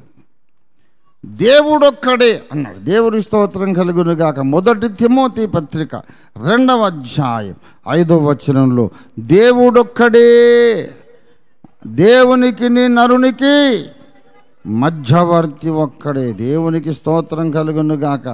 ఆయన క్రీస్తు యేసను నరుడు. ఇది లోకానికి మన సందేశం. Our message to the world is that there is only one God, there is no second God. దేవుడొక్కడే, దేవుడొక్కడే, దేవుడొక్కడే. ఏమండి, దేవుడు అంటే తెలియని వాళ్ళందరూ గొప్ప గొప్ప ధర్మోపదేశకులై, ధర్మ ప్రచారకులై చలామణి అయిపోతున్నారు అండి. చిన్నజీరి స్వామి గారు ఒక స్కూలు దర్శిస్తుంటే ఆ స్కూల్లో పిల్లలు ప్రశ్నలు అడిగారు ఆయన్ని. ఓ చిన్న పిల్లోడు అడిగాడు, స్వామీజీ, దేవుడు గొప్పవాడా మనిషి గొప్పవాడా అని అంటే స్వామీజీ చెప్పారు, మనిషే గొప్పవాడు నాయన, దేవుని కంటే మనిషే గొప్పవాడట. మరి అంత గొప్ప జ్ఞానం సంపాదించాడు ఆయన. మరి ఏమండి, దేవుడు కాదట, మనిషే గొప్పవాడట. దేవుడు నక్షత్రాలను చేశాడు, మనిషి ఒక్క నక్షత్రం చేయగలడా? ఇప్పుడున్న 800 కోట్ల మంది కలిసి వచ్చిన ఒక్క నక్షత్రం తయారవుతుందా? అంటే వాళ్ళ కాన్సెప్ట్ ఏంటంటే దేవుడు అంటే చాలా బలహీనుడు, శక్తిహీనుడు, వాడు ఉన్నా ఒకటే, చచ్చినా ఒకటే, వాడిని మనం పట్టించుకున్నా పట్టించుకోకపోయినా ఒకటే. భూసురుడు ఉన్నాడు భూమి మీద, దేవుడు బ్రాహ్మడు, దేశంలో 4%. వాళ్ళను మనం ఆరాధిస్తే చాలు. దేవుడేమో మంత్రములకు వశుడై ఉంటాడు, మంత్రములేమో బ్రాహ్మణులకు వశమై ఉంటవి. కనుక దేవుడు కూడా బ్రాహ్మణుల వశంలో ఉంటాడు. కనుక బ్రాహ్మణులకు ద్రోహం చేయకుండా జాగ్రత్తగా వాళ్ళను పూజించండి. ఇది మనువు చెప్పింది. కనుక వాళ్ళు నమ్మిన దేవుడు మనిషి కంటే బలహీనుడు. కానీ బైబిల్ చెప్పిన దేవుడు మనిషి కంటే బలహీనుడు కాదు. సర్వ విశ్వమును, బ్రహ్మాండమును తన వాక్కుతో నిర్వహిస్తున్నటువంటి మహాదేవుడు బైబిల్లో ఉన్న మన దేవుడు. ఆయన నరావతారం ఎత్తినప్పుడు ఆయన పేరు యేసుక్రీస్తు. దేవుడికి స్తోత్రం కలుగునుగాక. హల్లెలూయా. దేవుడు అంటే మనిషి కంటే బలహీనుడు ఎలాగవుతాడండి? మనిషి ఎట్లా గొప్పవాడు అవుతాడు? మనిషిని దేవుడు చేశాడు. ఈ మనుషులందరూ ఒక్క దేవుణ్ణి చేయగలరా? చేయలేరు. ఊహించుకుంటారు, కల్పించుకుంటారు. కానీ ఒక సర్వాంతర్యామిని, సర్వశక్తిమంతుణ్ణి, సర్వజ్ఞుణ్ణి వీళ్ళు చేయగలరా? చేయలేరు. గనక బైబిల్ చాలా డైరెక్ట్గా, ముక్కుసూటిగా, నిర్ముఖమాటంగా బల్లగుద్ది ఓ సంగతి చెప్పేసింది. దేవుళ్ళనబడిన వారు, దేవతలనబడిన వారు, పూజలు అందుకునేవారు చాలామంది ఉన్నారు భూమి మీద. కానీ మనకు ఒక్కడే ఒక్క దేవుడు ఉన్నాడు. చంద్రుడు కూడా దేవుడేనని చెప్పారు. ఏమండి, చంద్రుడు కూడా దేవుడేనట. ఆయన దేవతలకు గురువైన బృహస్పతి దగ్గర చదువు నేర్చుకున్నారు చంద్రుడు. చదువు నేర్చుకునేటప్పుడు గురువుగారి భార్య తారాదేవి అందగత్తే యవనస్తురాలు, ఈయనేమో ముసలోడు బృహస్పతి. వృద్ధాప్యం వచ్చినాక ఇంకా సంసారం మీద మనసు పోదు కదా. కాబట్టి తారాదేవి ఏం చేసిందంటే, నా భర్త నన్ను పట్టించుకోవట్లేదు అని చెప్పి ఆ శిష్యుల్లో అందరిని చూస్తే అందగాడు చంద్రుడు కనుక చంద్రుడిని ప్రేరేపించి ఇద్దరు ఒక అవగాహనకు వచ్చేసి లేచి పరారైపోయారు. అందుకే ఆకాశంలో చంద్రవంక ప్రక్కన ఒక నక్షత్రం ఉంటుంది. వాళ్ళిద్దరూ ప్రేమించుకున్నారు, ప్రేమికులు. చంద్రుడు అలా గురుపత్నిని తీసుకొని వెళ్ళిపోయాడు అనేది తారా శశాంకము అనే కథ. అది పురాణ కథ.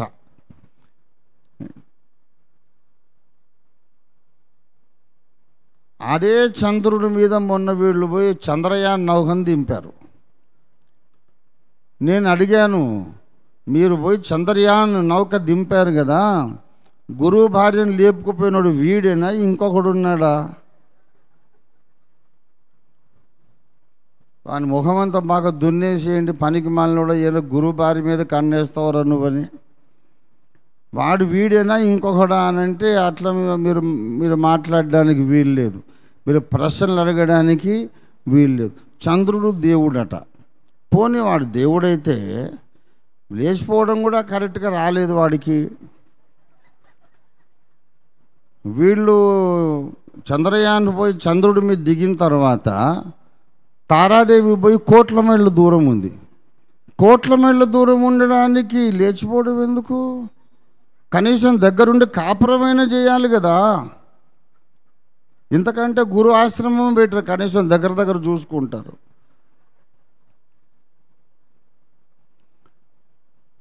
సూర్యుడు దేవుడు, చంద్రుడు దేవుడు, నక్షత్రాలు దేవుళ్ళు.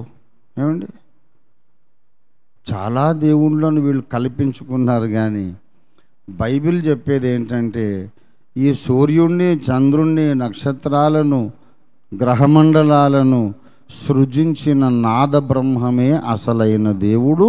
శరీరము దాల్చిన నాద బ్రహ్మము పేరు యేసునాథుడు. దేవునికి స్తోత్రం కలుగును గాక. మనం అక్కడ ఉన్నాం, అందుకే మేము సువార్త ప్రకటిస్తాం. నిజమునకు దేవుళ్ళు కాని వారిని దేవతలని భ్రమపడి పూజించుట చాలా ప్రమాదకరం. వాస్తవానికి దేవుడెవరో గ్రహించి ఆయనను ఆరాధించడమే నీకు రక్షణను కలిగిస్తుంది. రేపు అగ్నిగుండంలో పడేటప్పుడు అక్కడి నుంచి ఏ దేవుడిని మొత్తుకుంటావు నువ్వు పిలిచి, ఓ దేవుడా నువ్వు రావయ్యా నన్ను కాపాడవయ్యా అంటే వాళ్ళు ఏమంటారు, నేను కాపాడుతానని నేను ఎప్పుడు చెప్పాను? నేను చెప్పానా నీకు? మరి ఎవరు చెప్పారు? యేసయ్య చెప్పాడు, పాపములు క్షమించుటకు నాకు భూమి మీద అధికారం ఉన్నది, అనేకులకు ప్రతిగా విమోచన క్రయధనముగా నా ప్రాణమునిచ్చుటకు నేను వచ్చి తిని. ఎవరు చెప్పారు అలాంటి మాటలు? ఎవడైనా నీకు శత్రువైతే వాడిని వేసేసే, ఏం పర్వాలేదు, గుణాలు దోషాలు నీకు అంటవు. చంపేవాడెవడు, చచ్చేవాడెవడు? చంపేది నేనే, చచ్చేది నేనే, సర్వము నేనే, ఏసే ఏం పర్వాలేదు అని చెప్పారు తప్ప సకల జీవరాశులను సృష్టించి పరిపాలిస్తున్న నేనే మీ పాపాలు పరిహరించడానికి యజ్ఞం కాబోతున్నాను అని ముందుగా 1000 ఏళ్లకు ముందు రాసి చెప్పిన ఊరిలోనే పుట్టి ఆయన చెప్పిన ప్రకారమే సిలువలో మరణించి మళ్ళీ లేచిన ఏకైక అసమానమైనటువంటి అవతార పురుషుడు యేసు క్రీస్తు. దేవునికి స్తోత్రం కలుగును గాక. గనక లోకంలో మనం అన్ని రకాల సేవలు చేస్తాం. ఎడ్యుకేషన్ అందిస్తాము, వైద్యపరమైన సేవలు చేస్తాము, అనాథలకు ఆశ్రయం కల్పిస్తాం. కానీ ఇదంతా చేసినా సరే మన బాధ్యత తీరదు. మన బాధ్యత ఏమిటంటే నిజమునకు దేవుడెవరో అర్థమయ్యేటట్టు ప్రతి మనిషికి చెప్పాలి. దేవునికి స్తోత్రం కలుగును గాక. హల్లెలూయా. ప్రతి మనిషికి నిరూపణలతో, ఆధారాలతో మనం చెప్పాలి. ఏమండి, ఎప్పుడు మా మతంలో నుంచి మీ మతంలోకి ఎందుకు మారాలి? మీరే మా మతంలోకి మారొచ్చు కదా. అంటే ఓరి తిక్కలోడా, అన్ని మతాలకు సమానమైన స్టేటస్ ఉండదు. ఏమండి, చంద్రుడు భూమి మీద వెలుగివ్వడానికి దేవుడు చేసిన ఒక జ్యోతి అని చెప్పిన దానికి, వాడు ఒక వ్యక్తి గురువు భార్యను లేపుకోపోయాడని చెప్పిన దానికి ఈక్వల్ స్టేటస్ ఎలాగ ఉంటుంది? వాస్తవాలకు పురాణాలకు ఈక్వల్ స్టేటస్ ఎలా ఉంటుంది? ఎవడైనా ఊహను వదిలి వాస్తవంలోకి రావాలి, కానీ వాస్తవాన్ని వదిలి ఊహలోకి పోడు.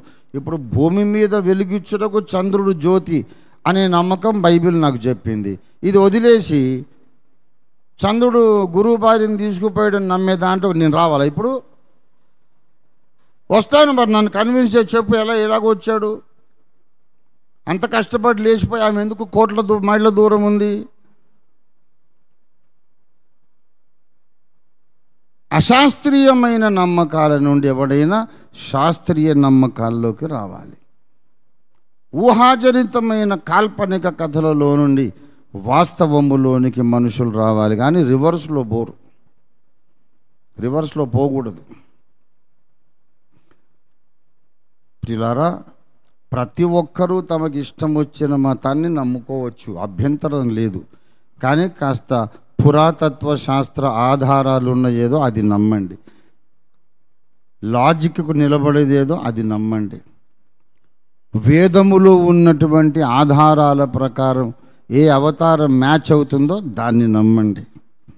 సైన్స్ నమ్మండి, వేదాలు నమ్మండి, చరిత్రను నమ్మండి, జెనెటిక్ సైన్స్ నమ్మండి, పురాతత్వ శాస్త్ర ఆధారాలను నమ్మండి, శాస్త్రీయంగా నిరూపించబడిన విశ్వాసం ఏదో అది నమ్మండి.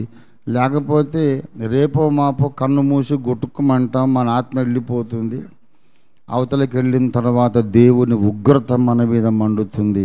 ఏరా సృష్టికర్తను నేనైతే నువ్వు నన్ను వదిలేసి వేరే వాళ్ళని ఎందుకు ఆరాధించావని అడుగుతాడు. ఆ ప్రమాదము నుండి ప్రతి మనిషిని తప్పించటానికి మనం సువార్త ప్రకటిస్తున్నాం. ఒక సహోదరుడు అన్నాడు, మీరు ఎందుకండి మత ప్రచారం చేస్తారు అంటే, నేను సింపుల్గా ఇది పరిష్కారం చేస్తాను రమ్మని చెప్పా. నీది ఏ మతం అంటే ఆయనది ఒక మతం ఉంది. నీ ప్రామాణిక గ్రంథం ఏది అంటే ఫలానా గ్రంథం అని చెప్పాడు. నేను క్రైస్తవుండి, నా ప్రామాణిక గ్రంథం ఏదో నువ్వు చెప్పు అంటే మీది బైబిల్ కదా సార్ అన్నాడు. సరే, అక్కడి దాకా బాగానే ఒప్పుకున్నాం.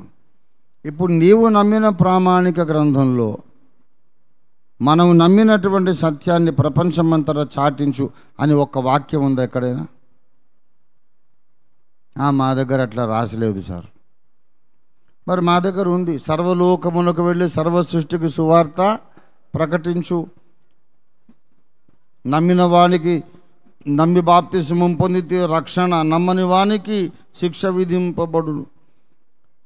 నా ప్రామాణిక గ్రంథము ప్రపంచమంతటా ఈ సత్యాన్ని చాటి చెప్పమని చెప్పింది కనుక చెప్పాల్సిన బాధ్యత నాకుంది.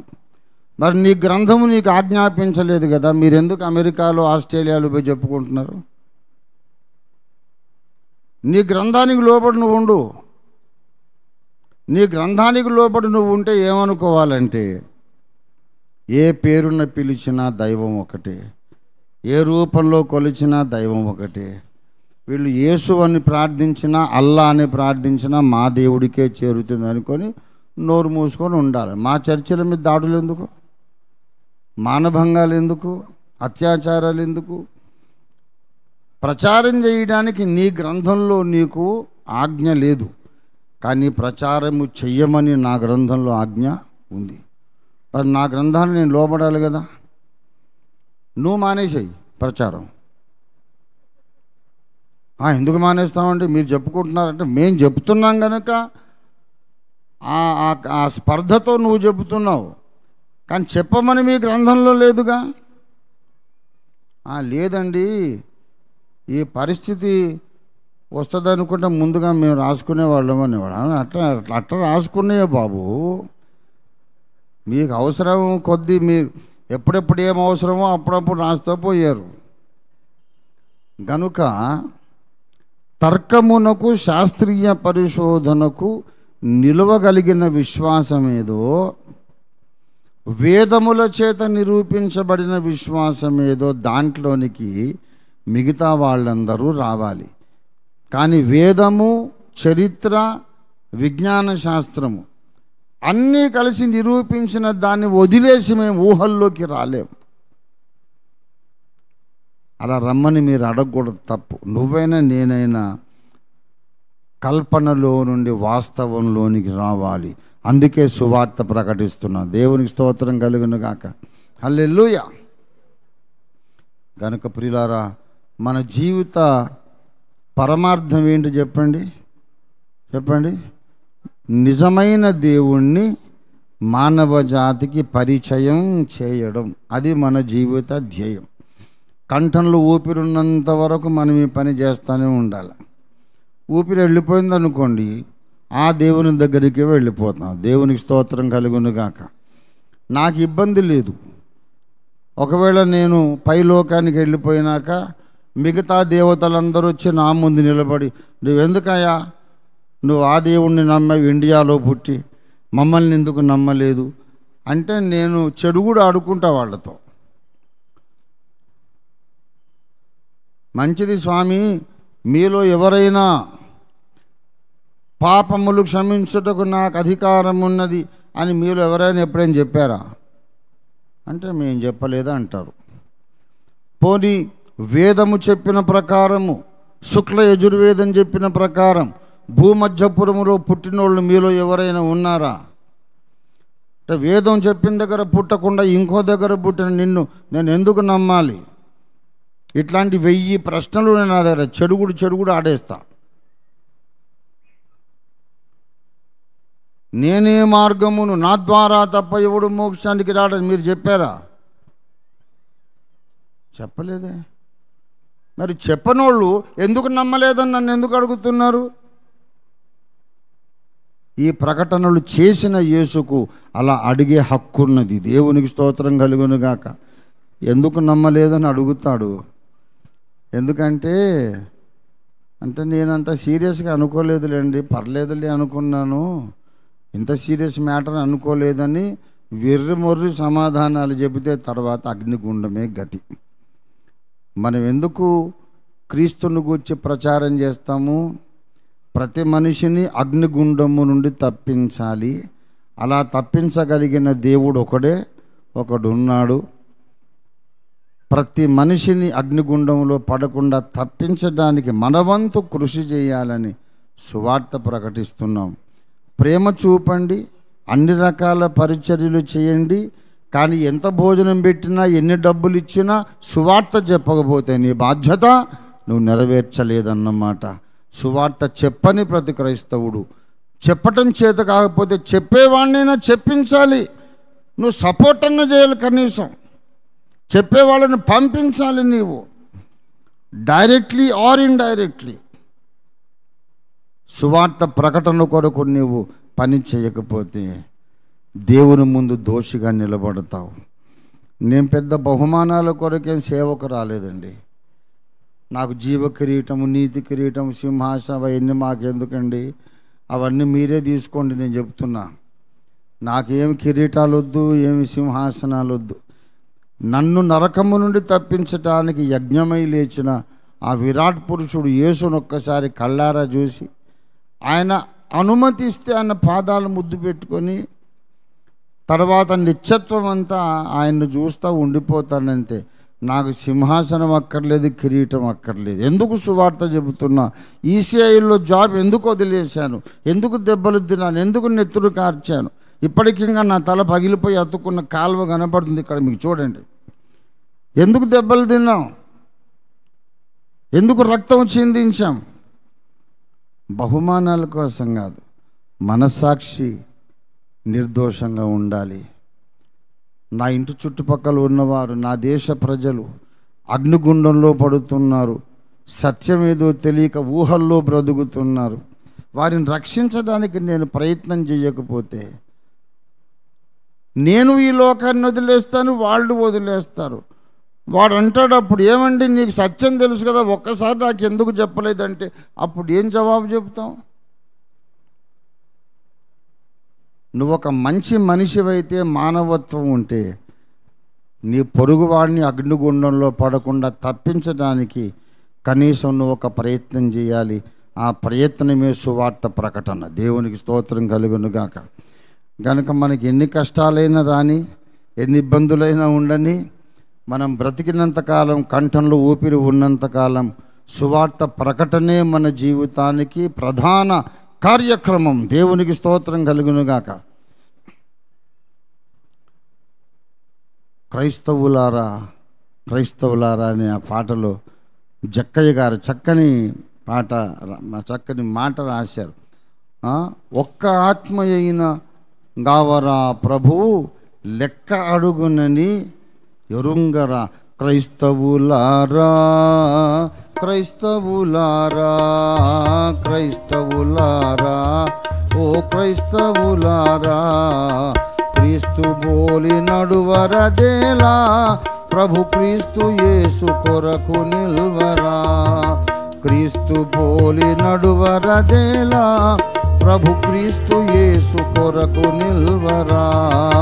క్రైస్తవులారా ఓ క్రైస్తవు, ఆత్మలెన్నో అనుదినంబు అవనిలో నశింపగా, ఆత్మలెన్నో అనుదినంబు నశింపగా, హాయిగా సుఖింతురా వారిని రక్షింపరా. హాయిగా సుఖింతురా వారిని రక్షింపరా. ఒక్క ఆత్మనైన గావరా, ప్రభు లెక్క అడుగునని ఎరుంగరా. ఒక్క ఆత్మనైన గావరా, ప్రభు లెక్క అడుగునని ఎరుంగరా. క్రైస్తవులారా ఓ క్రైస్తవులారా క్రైస్తవులారా. ఏం క్రైస్తవ మతం, ఏం బైబిల్ అండి మీదంతా తిప్పి కొడితే 2000 సంవత్సరాల మతమే కదా. మా దగ్గర కోట్ల సంవత్సరాలకు ముందు నుండి సనాతన ధర్మం ఉంది. అవునా? సనాతన ధర్మం కోట్లలు పట్టిందండి. దానికి ఆధారము, ప్రామాణిక గ్రంథం ఏది అంటే ఇంకేముంటుంది? వేదాలు కోట్లేళ్ళ ముందు ఉన్నాయండి. అవును, ఉన్నాయి. ఏ భాషలో రాశారండి? ఏ భాష అంటే సంస్కృతం అండి. వేదాలు సంస్కృతంలో, అది దేవభాష. చాలా సంతోషం. సంస్కృత భాషకు క్రీస్తుకు పూర్వం ఆలు లిపి ఉందా? అక్షరమాల. సంస్కృతానికి లిపి లేదు. దేవనాగరి అక్షరాలు తెచ్చి క్రీస్తు శకం 800 ఏళ్ల నాడు పాణిని అనే మహర్షి సంస్కృత వ్యాకరణాన్ని గ్రంథస్థం చేశాడు. AD 800 అంటే అప్పటికి మహమ్మద్ ప్రవక్త కూడా వచ్చి అయిపోయింది.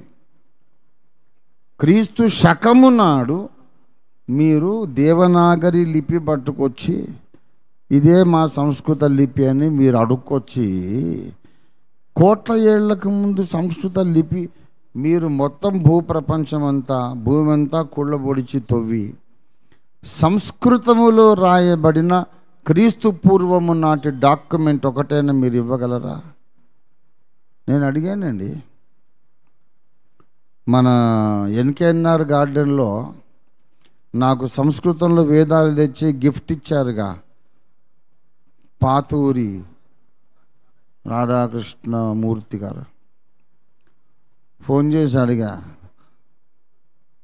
గురువుగారు మరి క్రీస్తుకు పూర్వం సంస్కృత భాషకు లిపి లేదు కదా.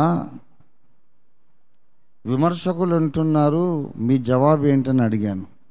ఆ మాట కరెక్టేనండి, క్రీస్తుకు పూర్వం మాకు లిపి లేదన్నాడు. ఆలే లేని భాషలో పుస్తకాలు ఎట్లా రాశారు? ఆలు లేవు కదా. కానీ బైబిల్లోని ఆదికాండము క్రీస్తుకు పూర్వం 1500 ఏళ్ల నాడు రాయబడింది. ఆనాటి నుండి ఈనాటి వరకు వ్రాతపూర్వకంగా ఉన్నటువంటి హెబ్రీ భాషా లిపిలో ఉన్న అనేక గ్రంథాలు ఉన్నాయి. హెబ్రీ, గ్రీకు, లాటిన్, అరమాయిక్ వీటన్నిటికీ అక్షరాలు ఉన్నాయి. సాంస్క్రిట్కే లేదు. క్రీస్తు శకములో వచ్చిన తర్వాత వాళ్ళు కొత్తగా లిపి కనిపెట్టారు. ఆలు లేని భాషలో పుస్తకాలు ఎలా రాశారని నేను 44 ఏళ్ల బట్టి అడుగుతున్నా. మీరు అట్లా అడగొద్దు, మేము చెప్పింది నమ్మాలంతే అంటాడు. అదేనా సత్యాన్వేషణ అంటే? సత్యం శివం సుందరం అన్నారు. అంటే అర్థం ఏంటి? సత్యమే భగవత్ స్వరూపం. మరి ఏది సత్యం ఎక్కడుంది? అక్షరాలే లేవు కానీ బుక్కులు రాశారట. పుస్తకం రాయడానికి అక్షరాలు ఉండాలి కదండి. భూమి మీద ఉన్న భాషలన్నిటికంటే మొట్టమొదట అక్షరమాల కలిగినది హెబ్రీ భాష. ఆ హెబ్రీ భాషలోనే యెహోవా దేవుడు 2 రాతి పలకల మీద 10 ఆజ్ఞలు రాసి మోషేకి ఇచ్చాడు. అప్పుడు ఆయన ఆదికాండాన్ని రాశాడు. దేవునికి స్తోత్రం కలుగును గాక. ఏదైనా నమ్మొచ్చు, మన నమ్మకాలు మార్చుకోవచ్చు, కానీ ఆధారాలు కావాలి. క్రీస్తుకు పూర్వం there is no Sanskrit. Sanskrit లేదు లేదు లేదు లేదు లేదు. క్రీస్తుకు పూర్వం 300 ఏళ్ల నాడు అశోకుడు పరిపాలించాడు. ఆనాడు సాంస్క్రిట్ ఉంటే ఆయన సంస్కృతంలోనే శాసనాలు రాసేవాడు, కానీ పాళీ భాషలో రాశాడు. నో సాంస్క్రిట్. భూమి మీద సంస్కృతం క్రీస్తుకు ముందు లేదు. క్రీస్తు తర్వాత పుట్టించుకొని కల్పించుకొని ఇది కోట్లేళ్ల బట్టి ఉన్నదని చెబుతున్నావు. అది అబద్ధము. అబద్ధము నమ్మితే సత్యలోకానికి రాలేవు. సత్యాన్ని నమ్మాలి. అందుకు మనం సువార్త చెబుతున్నాం. వాడు మన కొట్టొచ్చు, తిట్టొచ్చు, ఇంకేమైనా చేయొచ్చు, చంపొచ్చు, కానీ బ్రతుకున్నంత వరకైతే వాస్తవాన్ని మనం చెప్తాం. ఏమిటంటే దేవుడు ఒక్కడే ఉన్నాడు. నిన్ను నన్ను భూమి మీద ఉన్న 200 పైచిలుగు దేశాల్లో ఉండే ప్రతి జాతిని సృష్టించిన దేవుడే. మొట్టమొదట మట్టి నుండి మనిషిని చేసిన దేవుడు ఆయనే బైబిల్లో కనబడుచున్న యేసు క్రీస్తు. దేవునికి స్తోత్రం కలుగును గాక. హల్లెలూయా. కనుక మన జీవిత ధ్యేయం ఏమిటంటే నిజమునకు దేవుళ్ళు కాని వారిని ఆరాధించుచున్నటువంటి అమాయక ప్రజలకు శాస్త్రీయంగా ఇదిగో ఈయన దేవుడు అని చూపించటం మన బాధ్యత. నమ్మినా నమ్మకపోయినా అది వాళ్ళ మీద ఉన్నటువంటి బాధ్యత. నమ్మని నమ్మకపోని ఆ ఫలితాలు వాళ్ళు ఎదుర్కొంటారు, కానీ చెప్పకపోతే నేను గద్దింపుకు గురైపోతాను. ప్రభు నన్ను గద్దిస్తాడు. ఎందుకు సువార్త చెప్పలేదు అంటే వాళ్ళు కొట్టి చంపేస్తామన్నారు ప్రభువా. ఓహో, వాడు చంపుతానన్నాడని నువ్వు సువార్త చెప్పవా? మరి ఇప్పుడు ఎలాగైనా చచ్చిపోయావుగా, ఏం తప్పించుకున్నావురా? వాడు చంపకపోయినా ఇంకో 10 ఏళ్ళు అయ్యాక నువ్వు చస్తావు కదా. కనీసం ఒక్క ఆత్మనన్నా ఎందుకు రక్షించలేదురా నువ్వు అంటే, నువ్వు ఇలాగ అడుగుతావు అనుకోలేదు స్వామి అని ఎర్రి ముఖం వేసి పిచ్చివి జవాబులు చెప్తే దేవుడు ఒప్పుకోడు. నిత్యత్వం అంతా మనం బాధపడతాం. సువార్త చెప్పే క్రైస్తవులు నిత్యత్వం అంతా ప్రహర్షించి ఆనందంగా జీవిస్తారు. సువార్తను చెప్పని క్రైస్తవులు యుగయుగాలు బాధపడతారు, అవమానం ఎదుర్కొంటారు. గనుక ప్రియులారా, ఎవరేమైనా అనుకొని వాస్తవం మనకు తెలుసు. ఖండితంగా చెబుతున్నా, దేవుని గూర్చిన నిజం మనకు తెలుసు, ఇంకొకళ్ళకి తెలీదు. తెలియని వాడికి తెలిసేటట్టు చెప్పడం మన జీవిత ధ్యేయం. నమ్మని నమ్మకపోని చెప్పడం మన బాధ్యత. అందుకొరకు పునరంకితం అవుదాం. దేవునికి స్తోత్రం. ప్రార్థన చేసుకుందాం రండి.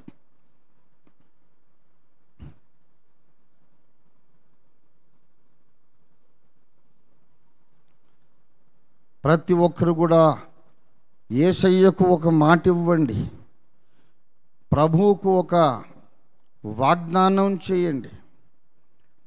నన్ను రక్షించిన యేసయ్య, నీవే సర్వలోకానికి రక్షకుడవని నేను తప్పక తెలియజెపుతాను తండ్రి. తెలియని వాళ్లకు తెలియజెపుతాను. ప్రజలు అమాయకత్వంలో జీవిస్తున్నారు, ప్రజలు అజ్ఞానంలో జీవిస్తున్నారు. ప్రభువా, ఎందరో మహానుభావులు ఉన్నారని, గొప్ప వ్యక్తులు ఉన్నారని, గొప్ప శక్తులు ఉన్నాయని ప్రజలను మభ్యపెడుతున్నారు. ఆ వ్యక్తులు శక్తులు ఏవి కూడా యేసయ్యా నీతో పోల్చడానికి వీలు లేదని నాకు స్పష్టపరిచినందుకు నీకు స్తోత్రమని మన రెండు చేతులు ఆకాశంతో పైకెత్తి మన రక్షకుడైన దేవుని కొంచెం సేపు ఆరాధించుకుందాం. వాస్తవాలు కావాలి, వాస్తవాలే నాకు కావాలనే ఆ తృష్ణ, వాస్తవమే నాకు కావాలనే దాహం మన దేశ పౌరులందరిలో దేవుడు పుట్టించాలని మనం ప్రార్థన చేద్దాం. ఎవరో చెబితే నమ్మడం కాదు, నా అంతటా నేను పరిశోధించి పరీక్షించి సత్యాన్ని కనుగొంటాను అనే తీర్మానం నా దేశ పౌరులందరిలో అనుగ్రహించు తండ్రి. మా ప్రభువా, నీకు వందనాలు. ఎప్పటికైనా ఎవరైనా ఊహలలో నుండి వాస్తవంలోకి రావాలి, కానీ వాస్తవాన్ని వదిలి ఊహల్లోకి వెళ్ళకూడదు అనే మహత్తర సత్యాన్ని మాకు నేర్పించారు. మీకు స్తోత్రం. నా జీవితాన్ని ఈ సత్యము చాటించడానికి పునరంకితం చేస్తున్నాను తండ్రి అని ప్రభువుకు నిజముగా మీరు ఒప్పందం చేయగలిగితే దేవుడు ఇది మొదలుకొని మిమ్మల్ని విశేషంగా వాడుకుంటాడు. లోకానికి ఉప్పుగా చేస్తాడు, లోకానికి వెలుగుగా చేస్తాడు. చేతులెత్తి స్వతంత్రించుకోండి. ప్రభువా, నన్ను వాడుకో. కొన్ని ఆత్మలు రక్షించడానికి నన్ను వాడుకో. కొంతమందికి సత్యాన్ని తెలియచేయడానికి నన్ను వాడుకో. అనేక మందిని అగ్నిగుండములో పడకుండా రక్షించటానికి నన్ను వాడుకో. ప్రభువా, నాకు ధైర్యము దయచేయి, సువార్త చెప్పడానికి జ్ఞానము దయచేయి, నా నోటికి నీ వాక్కు దయచేయి తండ్రి. హల్లెలూయా, హల్లెలూయా, హల్లెలూయా, హల్లెలూయా. యేసయ్యా, నీకు వందనాలు. మా దేశములో సువార్త ప్రకటించడానికి మరికొంతకాలము మాకు స్వేచ్ఛా సమయము దయచేయమని ప్రార్థన చేద్దాం. ఎన్నికలు వచ్చేస్తూ ఉన్నాయి.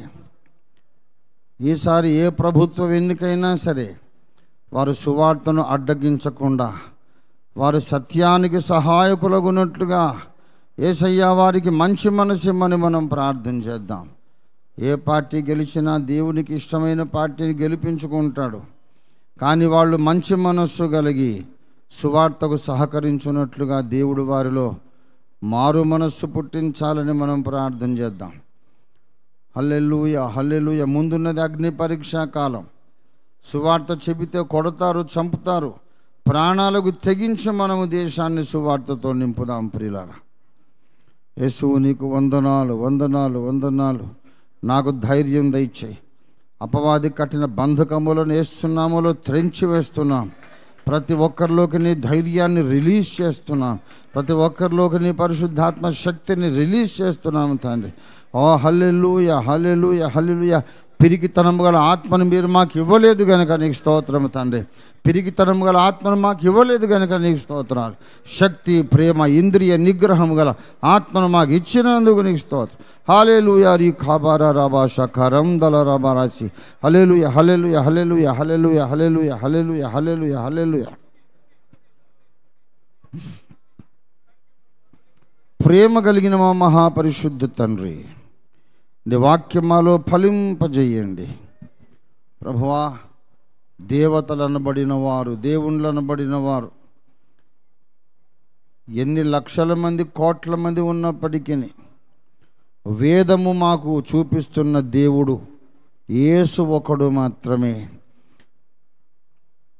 అత్యంత అభివృద్ధి చెందిన విజ్ఞాన శాస్త్రము మాకు చెయ్యెత్తి వేలెత్తి చూపిస్తున్న దేవుడు యేసు మాత్రమేనని ఈ దినాన మీరు మాకు స్పష్టపరిచినారు. నీకు స్తోత్రం.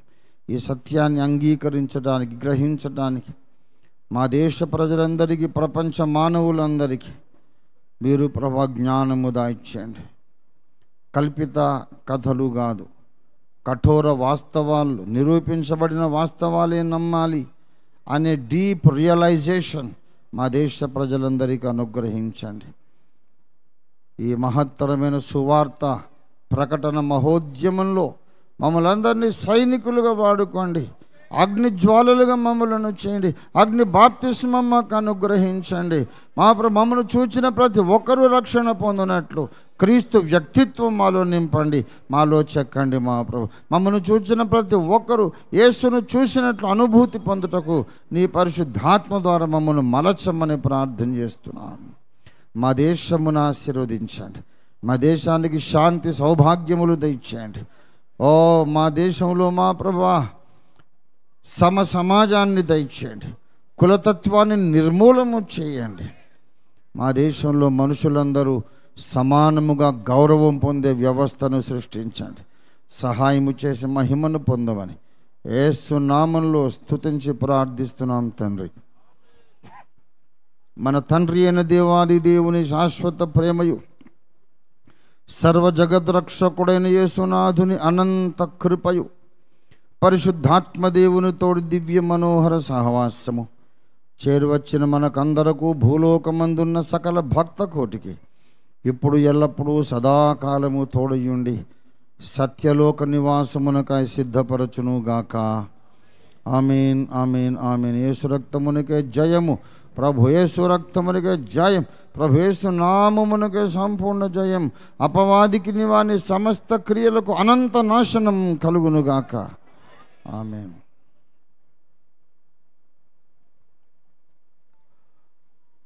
అందరికీ వందనాలు. Thank you for your patience. లేచి ఒకరినొకరు పరామర్శించుకొని భోజనాలు చేసుకొని సెలవు తీసుకోవాల్సిందిగా మనవి.